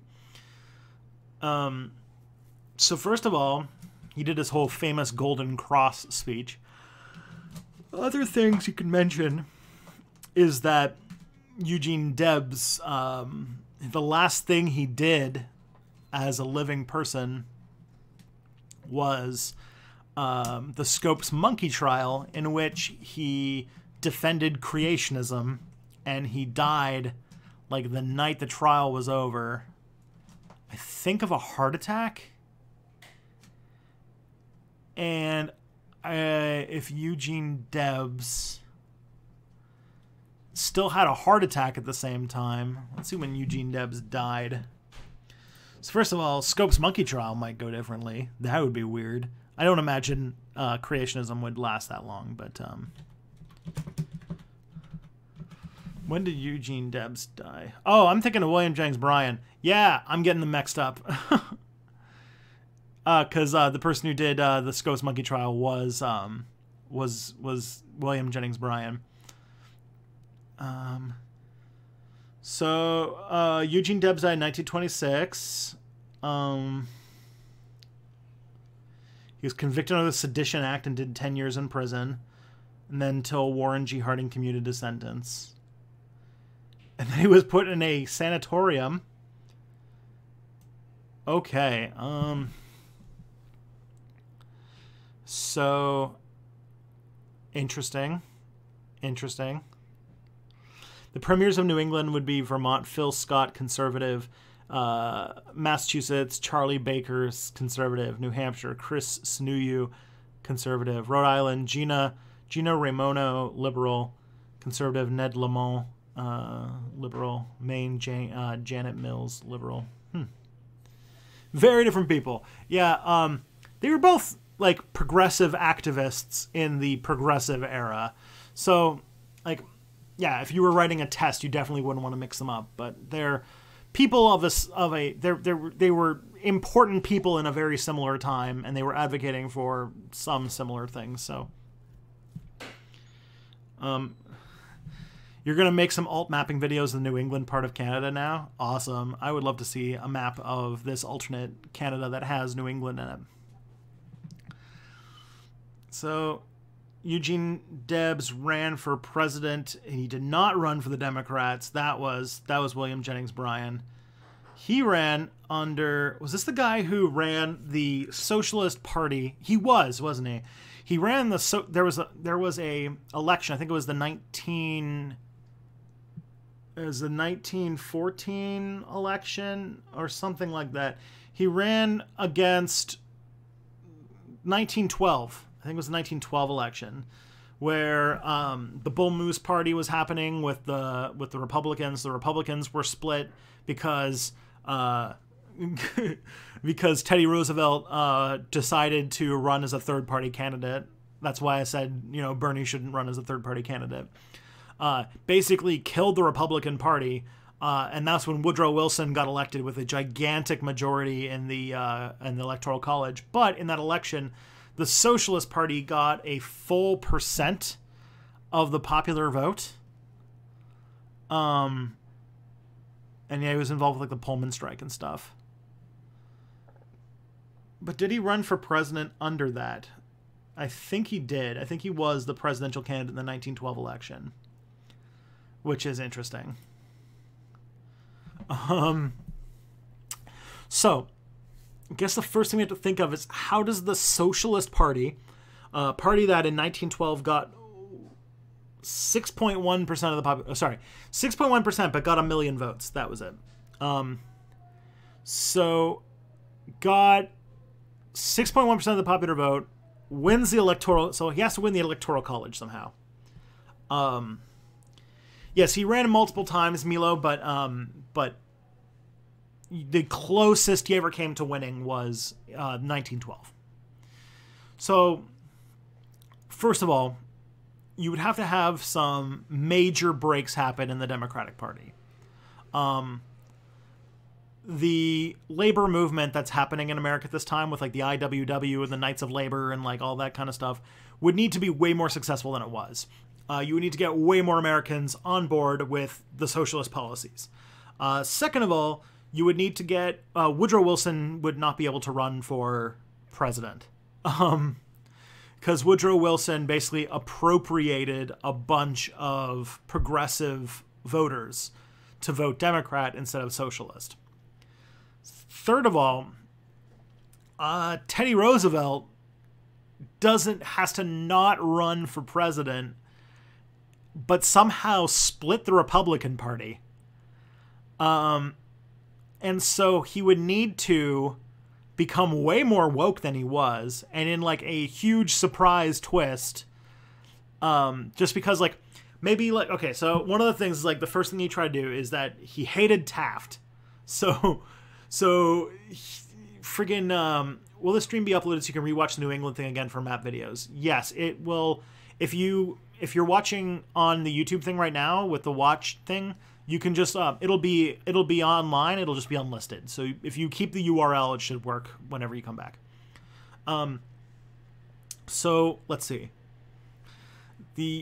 So Teddy Roosevelt would need to try to become the leader of the Republican Party and beat like primary Taft, but lose and get frustrated enough with the Republican establishment, but decide that instead of the thing is like this is one of the most like glory hogs, like one of the biggest glory hogs in American history is Teddy Roosevelt.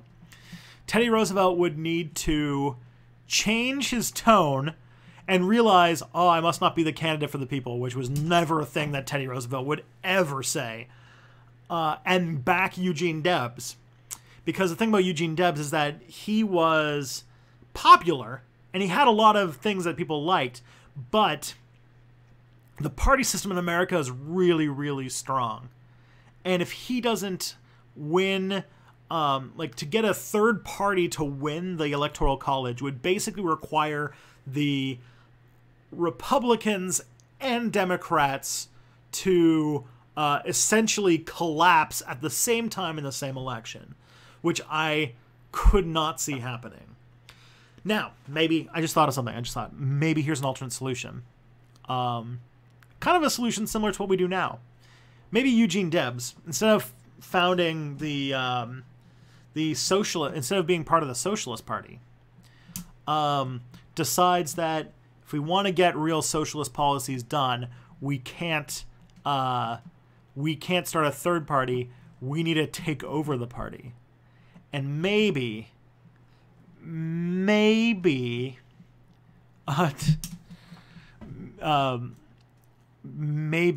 Eugene Debs, lifelong activist, person who would later on go on to be arrested under the Sedition Act, instead gets into Democratic politics. And the socialist movement, instead of going the route of third party, starts to, sort of as the DSA is doing a little bit now, take over the Democrats. And Eugene Debs becomes president because of the split in the Republican Party. He becomes the Democratic candidate for president, and Eugene Debs becomes, like, basically he Justice Democrats his way to the presidency. That is, I think, the most likely, and that is extraordinarily unlikely. This is like the way that Eugene Debs becomes president. Loyal Order asked, this is before they or after they swapped. Interesting, actually. This is basically while the swap was going on. Because what happened is the 1912 third-party run of Teddy Roosevelt was basically when all of the trust-busting progressives in the Republican Party split from the Republicans. And then going forward, they kind of got absorbed into the Democratic Party. And that's when the Republican Party started to become more conservative. And then in the 1960s, so like from this period on, the Democrats have a lot of control over the United States government. And it's not until the Southern strategy in the 60s where the Republicans use anger in the South over the Civil Rights Act to get the South to become part of the Republican Party. And so really at this point, the Democrats are both a party for progressive policies and they're a party of Southern racists. And the Republican Party is a party of Northern business elites and black people in the South. So in the South, black people vote Republican, almost exclusively. In the North, rich Protestants vote Republican. And in the North, like, poor Catholics and immigrants vote Democrat. And then in the South, white, like, Southerners who are, like, white supremacists and, like, literally part of the Ku Klux Klan vote Democrat. It was a weird coalition in this period. The Democratic Party was able to cast possibly one of the widest nets in history. I think there was even, like, in this, like, socialist movement, because the socialists reached out to black people in the South. And there was a time in which the Democrats were, like, actively courting disaffected black people in the South, and at the same time, like, avid white supremacists in the South. Like, to be the leader of the Democratic Party in, like, 1912, you were balancing this really weird, like, set of policies. And if the only way that it can make sense to you is if you understand that politics back then wasn't about policies and ideas and ideology, but was about constituencies and groups and trying to get them on board. So, like, it was, you know, you got a guy to do a thing for the Catholic, for the Irish in New York, so they vote Democrat because, like, the Democrat Party boss went there and, like, got elected and they made sure to do something for the Democrats. Like, they promised something for it. And, like, that's the kind of stuff that, like, happened in politics back then. That was way more how it worked. Hi, how do you keep order in an anarchist society? I don't know. Why don't you figure that out, and you'll get a bunch of awards for it. So the socialists don't really need to completely own the Democratic Party. They just need to be the biggest constituent that can win through the primaries. And at this point, the primaries aren't democratic. They don't really mean anything. Basically, the leader is chosen in a smoke-filled back room at the Democratic National Convention. But say, somehow, that Eugene Debs ends up becoming their man. And Eugene Debs, and because of the Bull Moose Party, Eugene Debs becomes the president. All right, so that would put him for presidency from 1912 to 1916.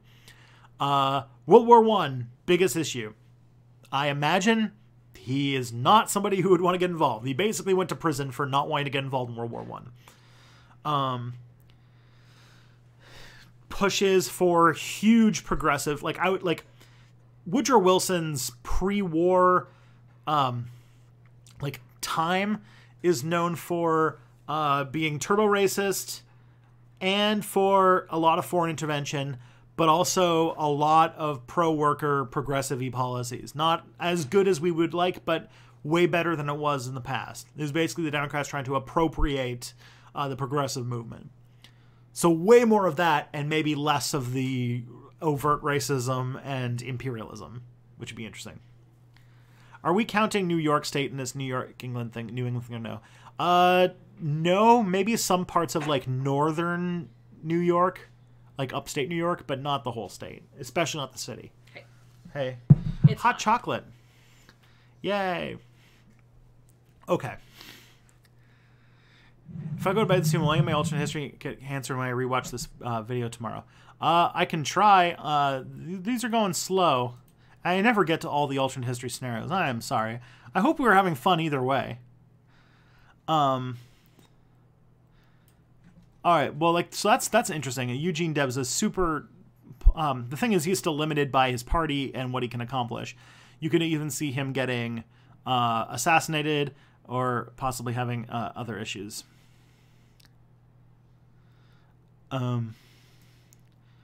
Let's move on to the next one. So what if atomic bombs were, for some magical reason, they stopped working? Okay. They stopped working basically after the bombing of Japan, I think was the question.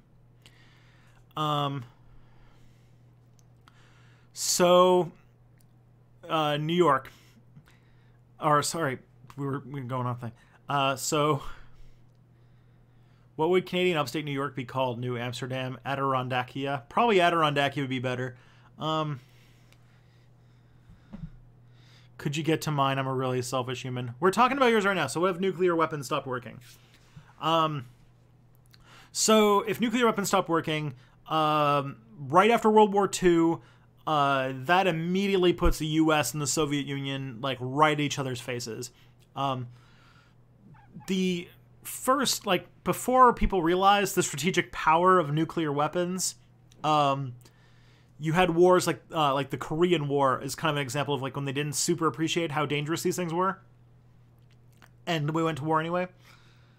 So I would imagine that if you had the Cold War, but you had no nukes, that you would probably have had a World War III pretty soon after World War II was over.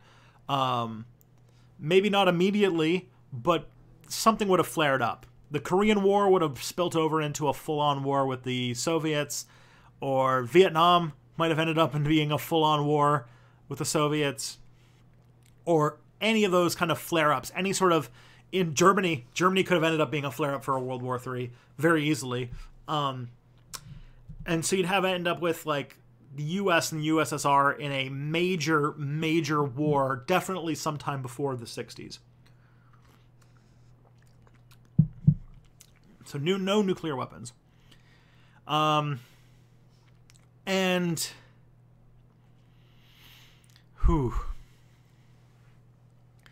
Berlin could definitely be a catalyst. It'd be rough.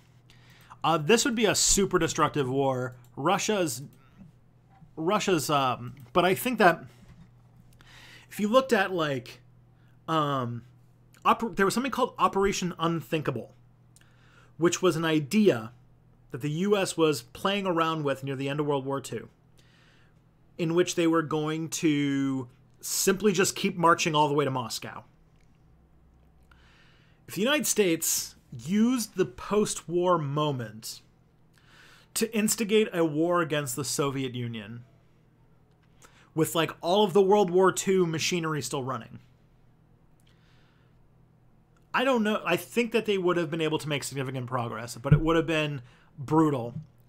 But I do think that the United States would have had a tough time because it was Churchill's idea. Okay.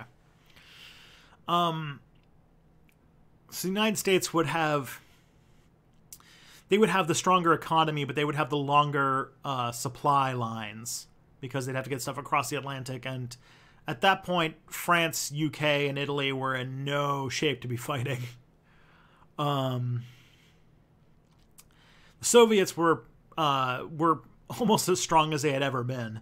So I do think that the Red Army probably would have had a pretty easy, no, maybe not easy, but it would have been a pretty tough war. It would probably be, honestly, like a coin flip to decide where it would end.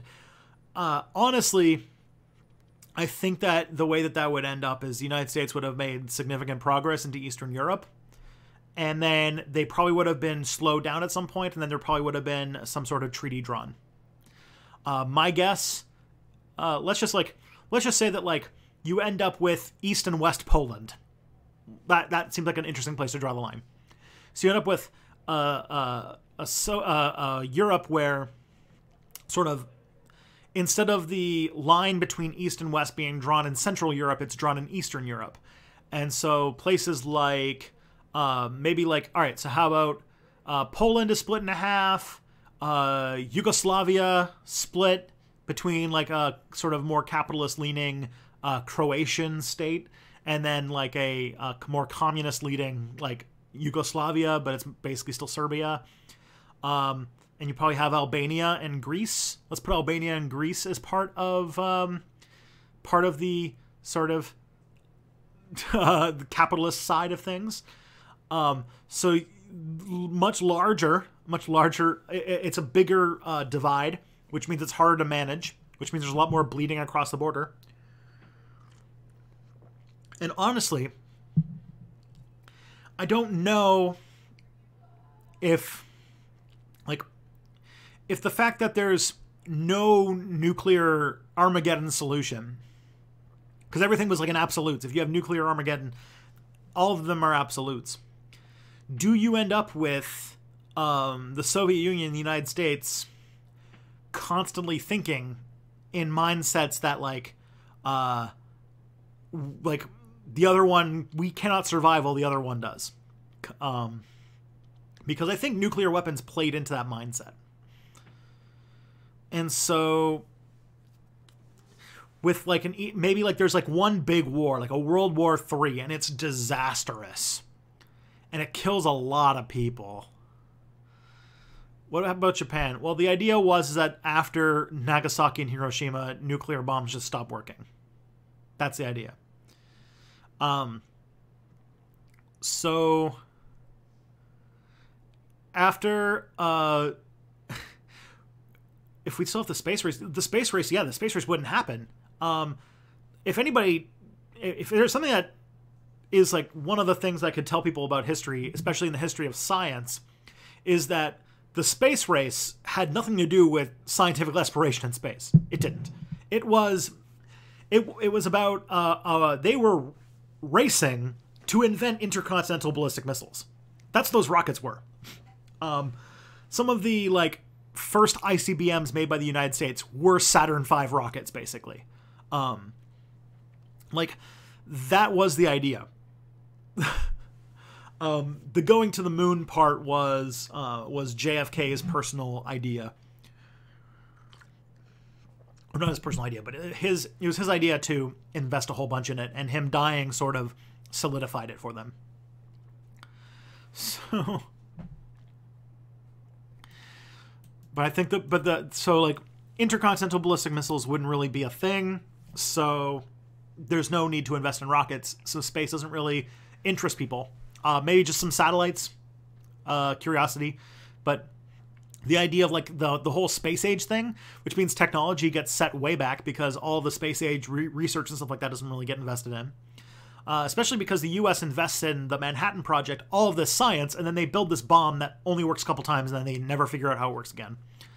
So that, like, the Manhattan Project in America made them think that, oh, investment in technology and science and stuff, that's our way forward.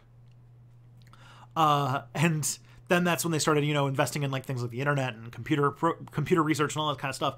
All of that without like military funding would not go anywhere. Or at least it would not go nearly as far as fast. The reason why we have computers and the internet and all that kind of stuff as powerful as it is today is because of the completely ridiculously unchecked spending of the U.S. military in the post-war moment.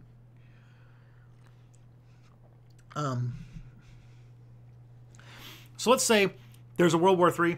There's an absolutely, like, it's just a disaster. And Europe is a little bit more capitalist than it is, in other versions of history. And the Soviet sphere of influence is a lot smaller. Not surprising. We'll have East and West Poland. I think that's kind of cool. And then Croatia and the rest of Croatia is separate from the rest of Yugoslavia. And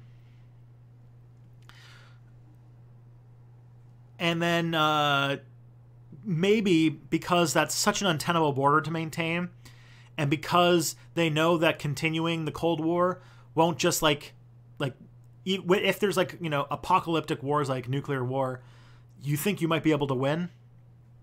And if you win, then they're just gone. So maybe like they realize we're going to have to live with the Soviet Union. The Soviet Union realizes we're going to have to live with the United States, and they try to find some sort of coexistence. But I imagine it would always be sort of short-lived and never super successful, and breaks down and other major wars break out.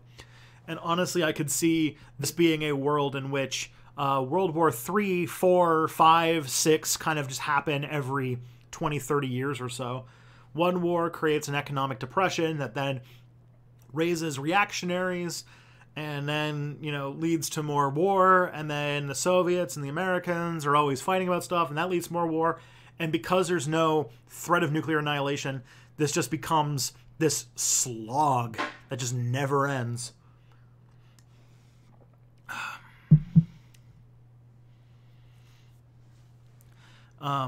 So I can imagine it just being this like complete hell world in which we're just losing all of our resources just endlessly fighting this war. Red Dawn, but real? Not really. I don't think that the Soviets would have had the resources to get to stateside. Neither would North Korea or China.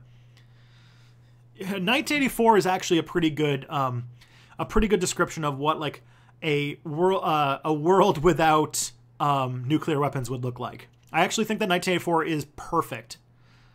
I am a believer in mutually assured destruction. Yes, I think that or at least I believe that people believed in it, and so I believe that it definitely affected people's foreign policy thinking in the 20th century, and that without mutually assured destruction, they would have acted differently. Someone asked how the civil rights movement would have worked out, and I think that in a time of more endless war, the civil rights movement would have been a lot more criticized, because anytime you try to do a social rights movement in the middle of a war, they're going to get criticized. They're going to get treated a lot harsher because of wartime measures. And honestly, if things get really bad and the American economy suffers from endless warfare, it's going to be like now, where you have reactionary forces that become, so white revanchist reactionaries would probably be a lot more agitated and violent than they were in our timeline, which was they were pretty agitated and violent.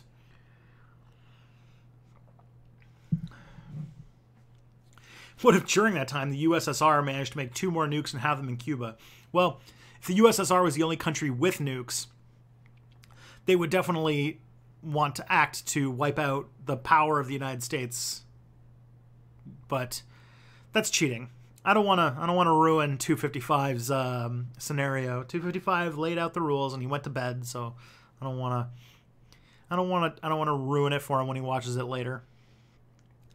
But yeah, I just kind of see this sort of grim world in which we're basically refighting the same wars over and over again between communism and capitalism, and it just never ends until maybe one of them collapses.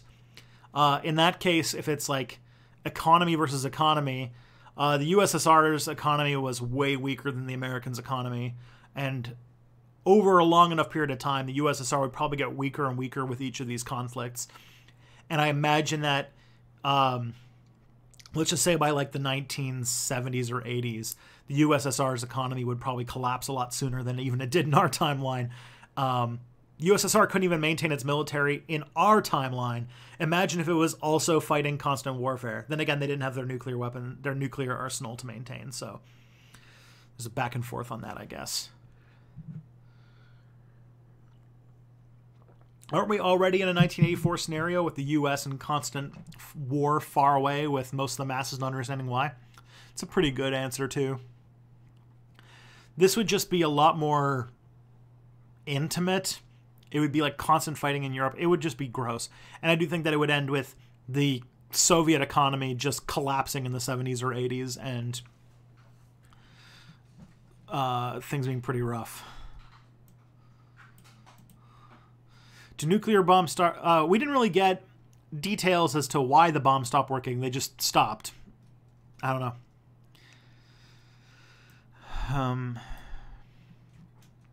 All right. That was good. That's good. Let's do another one. What if something wiped out all the Native Americans decades before 1492? How would colonization of the New World have progressed if there were no humans to fight or enslave or trade with? Well, let's think about that. So, basically, this is a scenario in which when Columbus sails to the Americas, there's just no one there. It's uninhabited. Oh boy. Let's think about, how would we go with this? I mean, conflict with indigenous nations defined a lot of expansion. And so the first arrivals would be a lot slower because a lot of Europeans arrived in these regions without the indigenous knowledge about how to live, what food is safe to eat, what crops you can grow, and how to do things. Without that information, a lot of early colonies would have just starved to death in the winter. Some places, like with Mexico and such, would not have been that hard. The places are pretty fertile. They're pretty nice. But yeah, without like indigenous medicine, without their knowledge of plant life, animal life, all that kind of stuff, these colonies would have been a lot harder to get started. But they would eventually learn. It would take a lot longer. I would think that colonization is one of those things where it would take a lot longer to get started. So let's say, like, because you don't have people to absorb into your empire. So let's say it would take like several centuries just to like even get off the ground. Maybe like a century or two. Like maybe it's like the 1600s by the time colonies are even getting up there. And if that's the case, then maybe they're not even profitable. In which case, maybe nobody cares about colonization. Like if there's no Mohawks to trade furs with, if there's no Narragansett people to teach you how to not starve in the winter, if there's no Aztec Empire to conquer very fast and all of a sudden be the leader of an entire nation, all of a sudden you've got to build, and building is slow, and people populating a giant continent like the Americas, that would take a lot of time. A lot of time. And really, without that indigenous infrastructure to build upon, without knowledge on how to grow corn, without knowledge of the bark that would become aspirin, like without medicine, without like if you think about it, like you have to realize that the American ecosystem when the Europeans first arrived was completely alien. They knew nothing about what like species were like, this was a continent that didn't even have earthworms. Like, this is a very alien world that they have no indigenous knowledge on how to live on. Which would have made just getting established very difficult. If it was difficult long enough, it would have the profit motive would have ruined their chances of successfully starting colonization as a profitable thing. Like, without the death of Montezuma II, or oh god, what was the leader of the Inca? Like, without those like easy wins, maybe they wouldn't. They just wouldn't see the profitability in it. It's just like, it's this foreign land where there's like weird things. Nothing grows. Everyone who tried to live there died. It's not worth it. And maybe Europeans, because that never catches on, that sort of colonial mindset never really catches on, or they invest more in Africa. But because of malaria, they really couldn't do too much in Africa. So, really, their colonization efforts would be stepped back for quite a while. If not, they just like lose the appetite for it. And with that, like, Europeans wouldn't have all of the resource wealth of the Americas to fund all of their wars and weird things, which makes me think that by like modern day, Europe would not be like the Europeans would never have become like the conquerors and like the technologically advanced people they were. I think that would go to China. It's kind of like China, where maybe if Europe tries to colonize and it fails, then they kind of become a lot more insular and they worry about themselves because they don't think that traveling out there is going to be worth anything. And so, like, you have a world where there's a lot less colonization and Europe sort of stagnates, or at least just advances at the same rate. It would be a world in which probably the most powerful, without being able to establish trade routes and stuff like that, definitely the biggest power in Europe would be the Ottoman Empire. The Ottoman Empire did just fine without colonization. And so maybe the Ottomans become like the power center in Europe, like a new Roman Empire or something. That would be interesting to see. And in which case, cool, because the Ottoman Empire is awesome. So, like, you have, like, Constantinople, China, India, all of these very technologically advanced places in, like, the eve of colonization. And Europe would kind of just be more on either equal footing or slightly behind them. I still think that like a Renaissance would have happened. That was more due to the fact that of the fall of Constantinople and Greek people leaving the remnants of the Byzantine Empire and moving to moving over to Italy.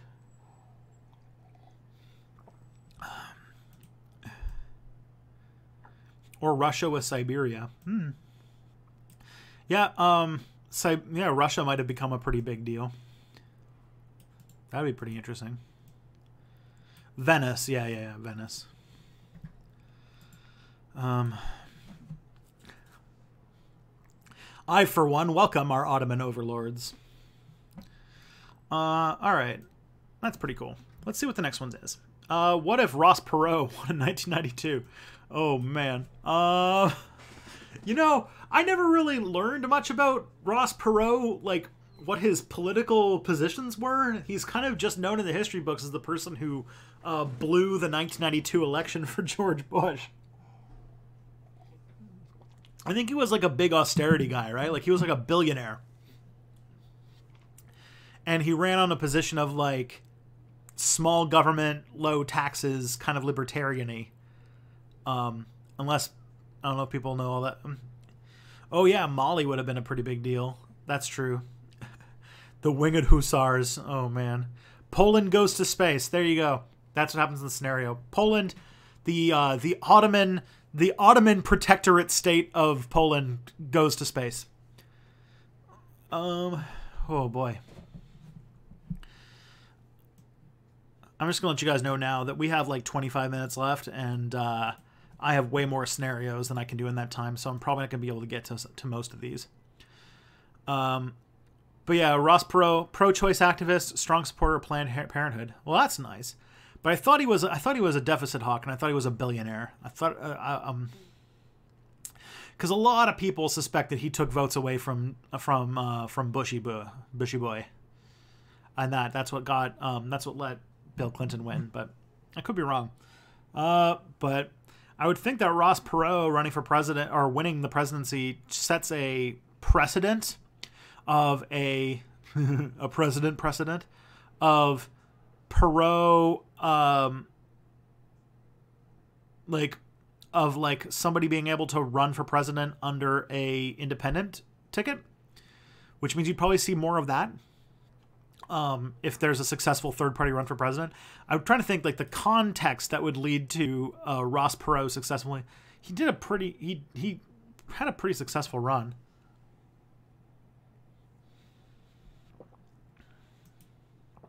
Oh man.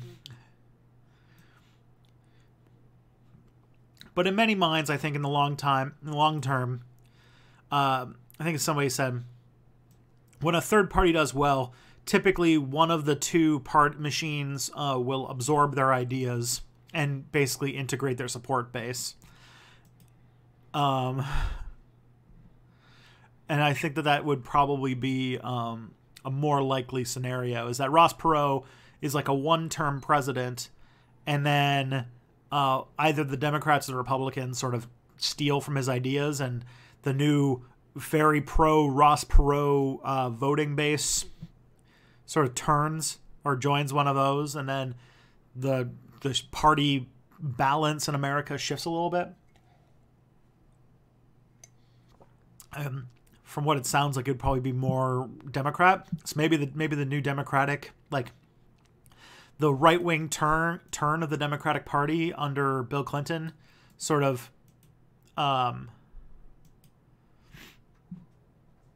maybe that sort of turns things a little bit. If Bush won re-election, that would be a pretty lame 4 years. That's all I gotta say.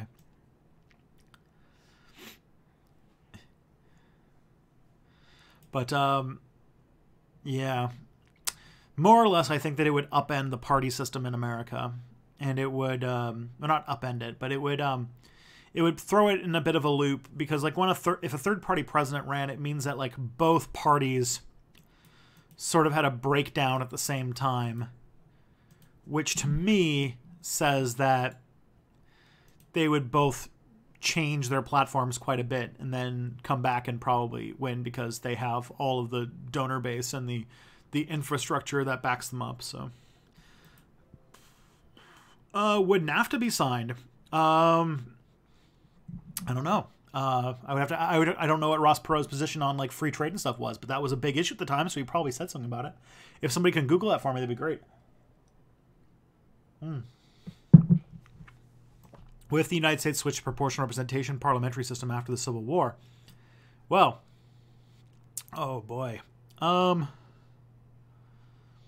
without a Senate or with a Senate?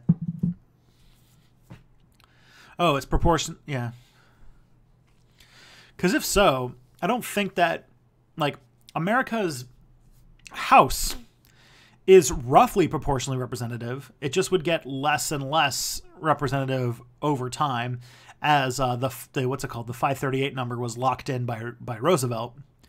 But like America had an unelected Senate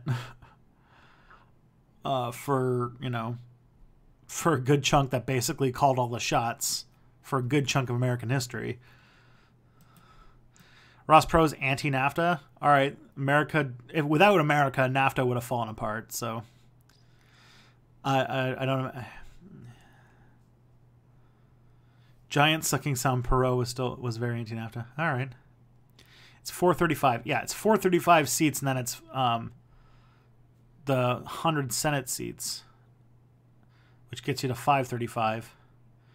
And then you got the 3 that are not, what's it called? Not states, but they are still there, like Puerto Rico and stuff. And you get to 538. Do you like or dislike NAFTA? I think that NAFTA was bad. NAFTA was a loss for workers. NAFTA was completely messed up the economy in Mexico, especially when it comes to corn. Cheap subsidized American corn really messed up their farming economy. Is more or less responsible for some of them, for like the cartels and stuff like that. And it basically heavily damaged workers' rights in all 3 countries and got the ball rolling on even more of them. Honestly, I think that it was bad. Oh, DC electoral votes. There you go. Okay. Why does the U.S. have such a small number of representatives proportional to their population? It's because in the 1940s, FDR passed a law that basically like froze the number of the size of the House of Representatives, and ever since then, it's never gotten bigger. And so, you know, it's never big. It's never gotten bigger. So they just keep every time they draw the districts, it's the same amount of seats for more and more people. It's not good. It was like a spending thing, I think. But like, you know, I think our country has a rule where you have to have at least one House of Commons member for every roughly 100,000 people. And I think that's still how it works. But basically, every election, the House gets less and less democratic because of that rule. All right. What if the Catholics won the League War? Oh, that's way. You guys know way more about that than I do, and I would mess it up, especially at 9:42. What if Chile didn't fall and Cybersyn didn't die? I don't know. Thing is, Cybersyn didn't get up and running, so Cybersyn could have gone a couple ways. It could have been one of the coolest high-tech ways of running a planned economy in history, or more likely, in my opinion, a complete and utter like techno disaster that like put like hedging all your bets on this machine system that runs your economy for you would probably have some major issues. I love Cybersyn. I think that the idea behind Cybersyn is amazing. It was basically this like high-tech computer system that was going to like for the kind of the socialist government in Chile before Pinochet was like this. They were setting up this computer system that was going to make sure that like every aspect of the economy was like managed in this like computerized structure, and I mean it was hilarious. It looked like the bridge of the Enterprise. It was a whole thing, but Pinochet took over the government before Cybersyn could really get started, and so we never really knew if it would ever work. But it was a cool idea. I wonder. It's pretty cool. It's something you should definitely Google, and definitely I want to make that's probably a video I should make. I should make a video about Cybersyn. Most of what I heard about it came from an episode of 99% Invisible. So if you want to learn more about it, I really highly recommend listening to the 99% Invisible episode about Cybersyn. But like, that'd be a cool step back episode about this like computerized system that they were going to design to run the entire economy. It's a cool idea. I imagine that if the Soviet Union lasted long enough, it'd probably be something they would do too. Let me see if I can find the 99% Invisible episode for you guys.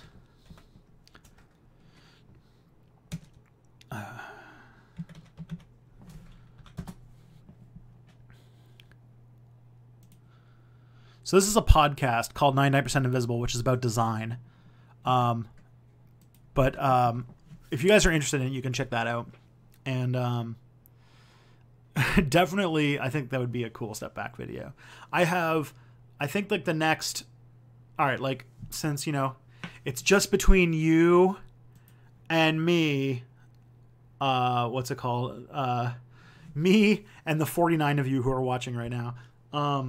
So like my next video is coming out, I hope sometime next week. Or it's next week or the week after, and it's about the pill, which is really cool. It's really, really cool. You'll like it a lot. I'm pretty proud of it. Actually, I think Kelly was supposed to be reading it tonight. I should probably share it with her.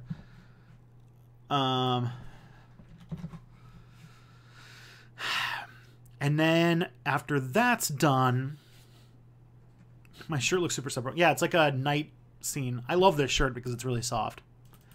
The next video that I'm working on, which I might even come out sooner because the script is almost finished for it, and I'm recording it this weekend. But I'm doing a collaboration with NerdSync. If you guys know the channel NerdSync, and on Scott's channel there, he's doing a video about Superman and the quest for peace, and I get to talk about nuclear weapons and all that kind of stuff, so that's kind of fun.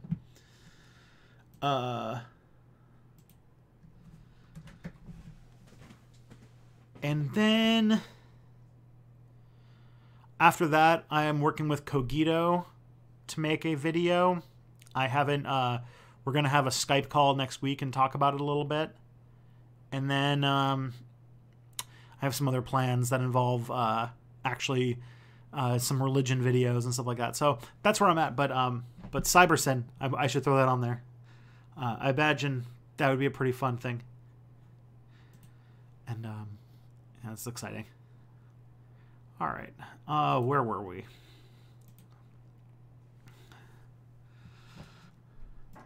Socialist spy kid. Oh, this is a question. Let's how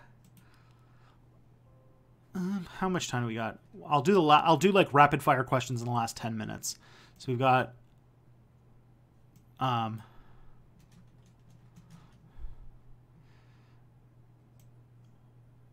what if the Martha Confederacy of the Third Anglo-Maratha War and followed the English? Okay, I am so bad with European history.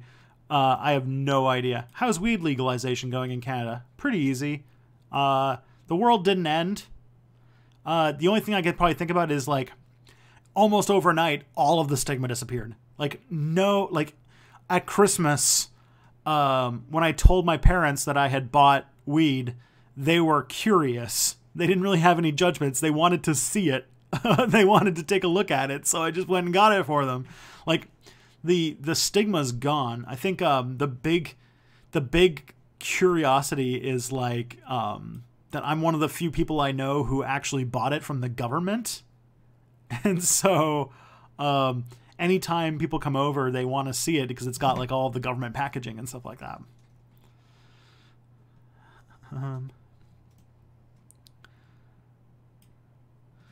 Okay. Alternate history. Will Canada do if China continues to be mean? Oh my. Nothing. All right. I think I'm good on my I think I'm good on the alternate histories for tonight, my friends. But I'll answer some questions before I go because this is fun. All right, so I've got one question, which was, hey, Socialist Spy Kid said this one. Hey, Tristan, what led you to become radicalized? I became radicalized, I don't know. Like, I've always been pretty left-wing, even from, like, the beginning, like when I was a kid. Like, the first time I ever really got into politics in like a serious way was probably when I was about 14 or so. And I just remember like learning about communism in like grade 10 history class and thinking it sounded pretty good. I remember the teacher, the history teacher they had there was like, it's this ideology that's based around the idea that everybody is worth the same and everyone's labor is worth the same and everyone's equal and that nobody should be rich and no one should be poor. Doesn't that sound awful? And I was just like, not really. It sounds kind of good. So when I was in high school, I definitely was like an NDP supporter. I was basically a social democrat. But then as I got older, I got more and more like radical over the years. So social democrat probably for most of high school, went down the pathway of the radical left when I don't know if I ever got, I definitely became more socialisty when I got out of high school. Although for a while when high school ended, I basically just I kind of just got out of politics. Like I was always like mad at the news, but never really did much political thinking and stuff like that because I was in music and wasn't really doing political stuff. And so I didn't really come super, but in like 2007, about a year after I graduated high school, I got into YouTube. YouTube got me into a whole bunch of political discussions.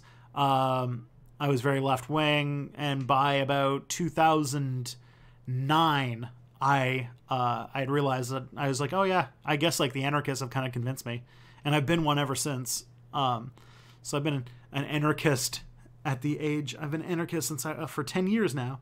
I was 20 years old. Now I'm 30. So yeah. So YouTube. It was YouTube. So 2007 to 2009 was basically when I got radicalized. Kelly, could you go get the cannabis? People want to see the packaging. Where is it? It's in one of the canvas ones, the one on the top left. All right. Okay. So yeah. Let's see. I remember listening to the audiobook of the Communist Manifesto when I was probably like 18. This has nothing to do with alt history, but what would you say are the most important cities in history? Well, definitely Constantinople. Phoebe's taking a cat bath. Oh, that's actually Romeo. That's the other cat. They look similar in the dark, so that makes sense. But yeah. If you had to pick an 18th century nation to live in, which one and why? 18th century. Ooh, thank you. 18th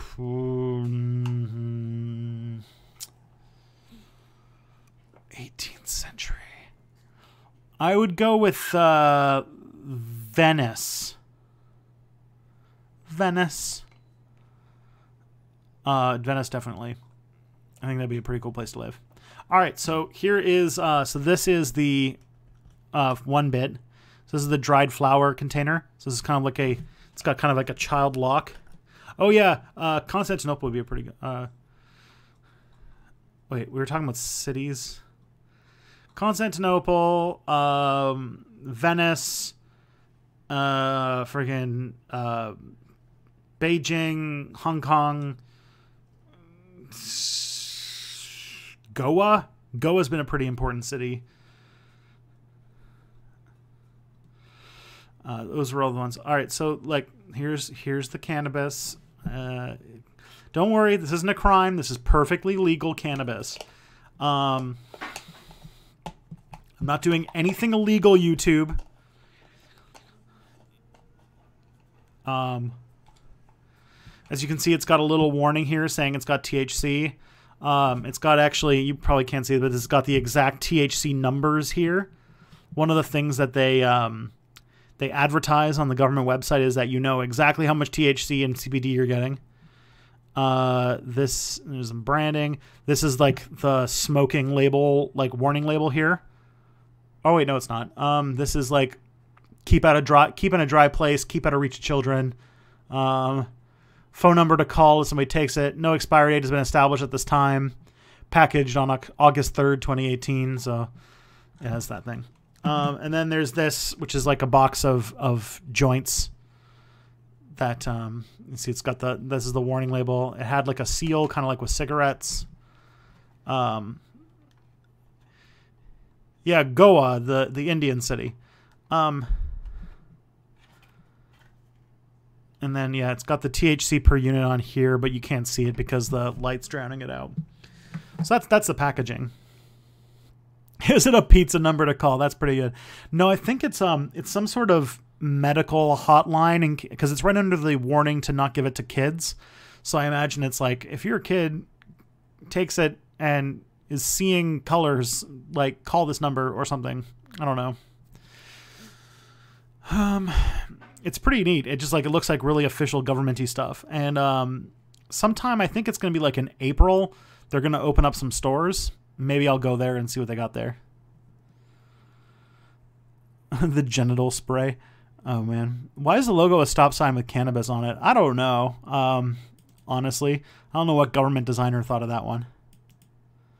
I once gave my teacher the Pizza Hut number when she wanted to call my parents. That is awesome. That's great. You'd probably live in Imperial Germany, the early U.S. Imperial Germany would be, yeah, like, it was like, wasn't it like a really authoritarian, militaristic dictatorship? Like, ugh. No thanks. Oh,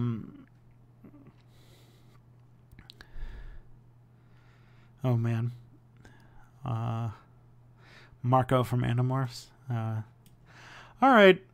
I think we're gonna wrap up for the night. I'm getting kind of sleepy, and I realize my brain's kind of trailing off. But yeah, guys, this has been really fun. I really love doing these streams. I was like on the fence about going the full 3 hours tonight, but then I just kind of did because I just got so into it. But I hope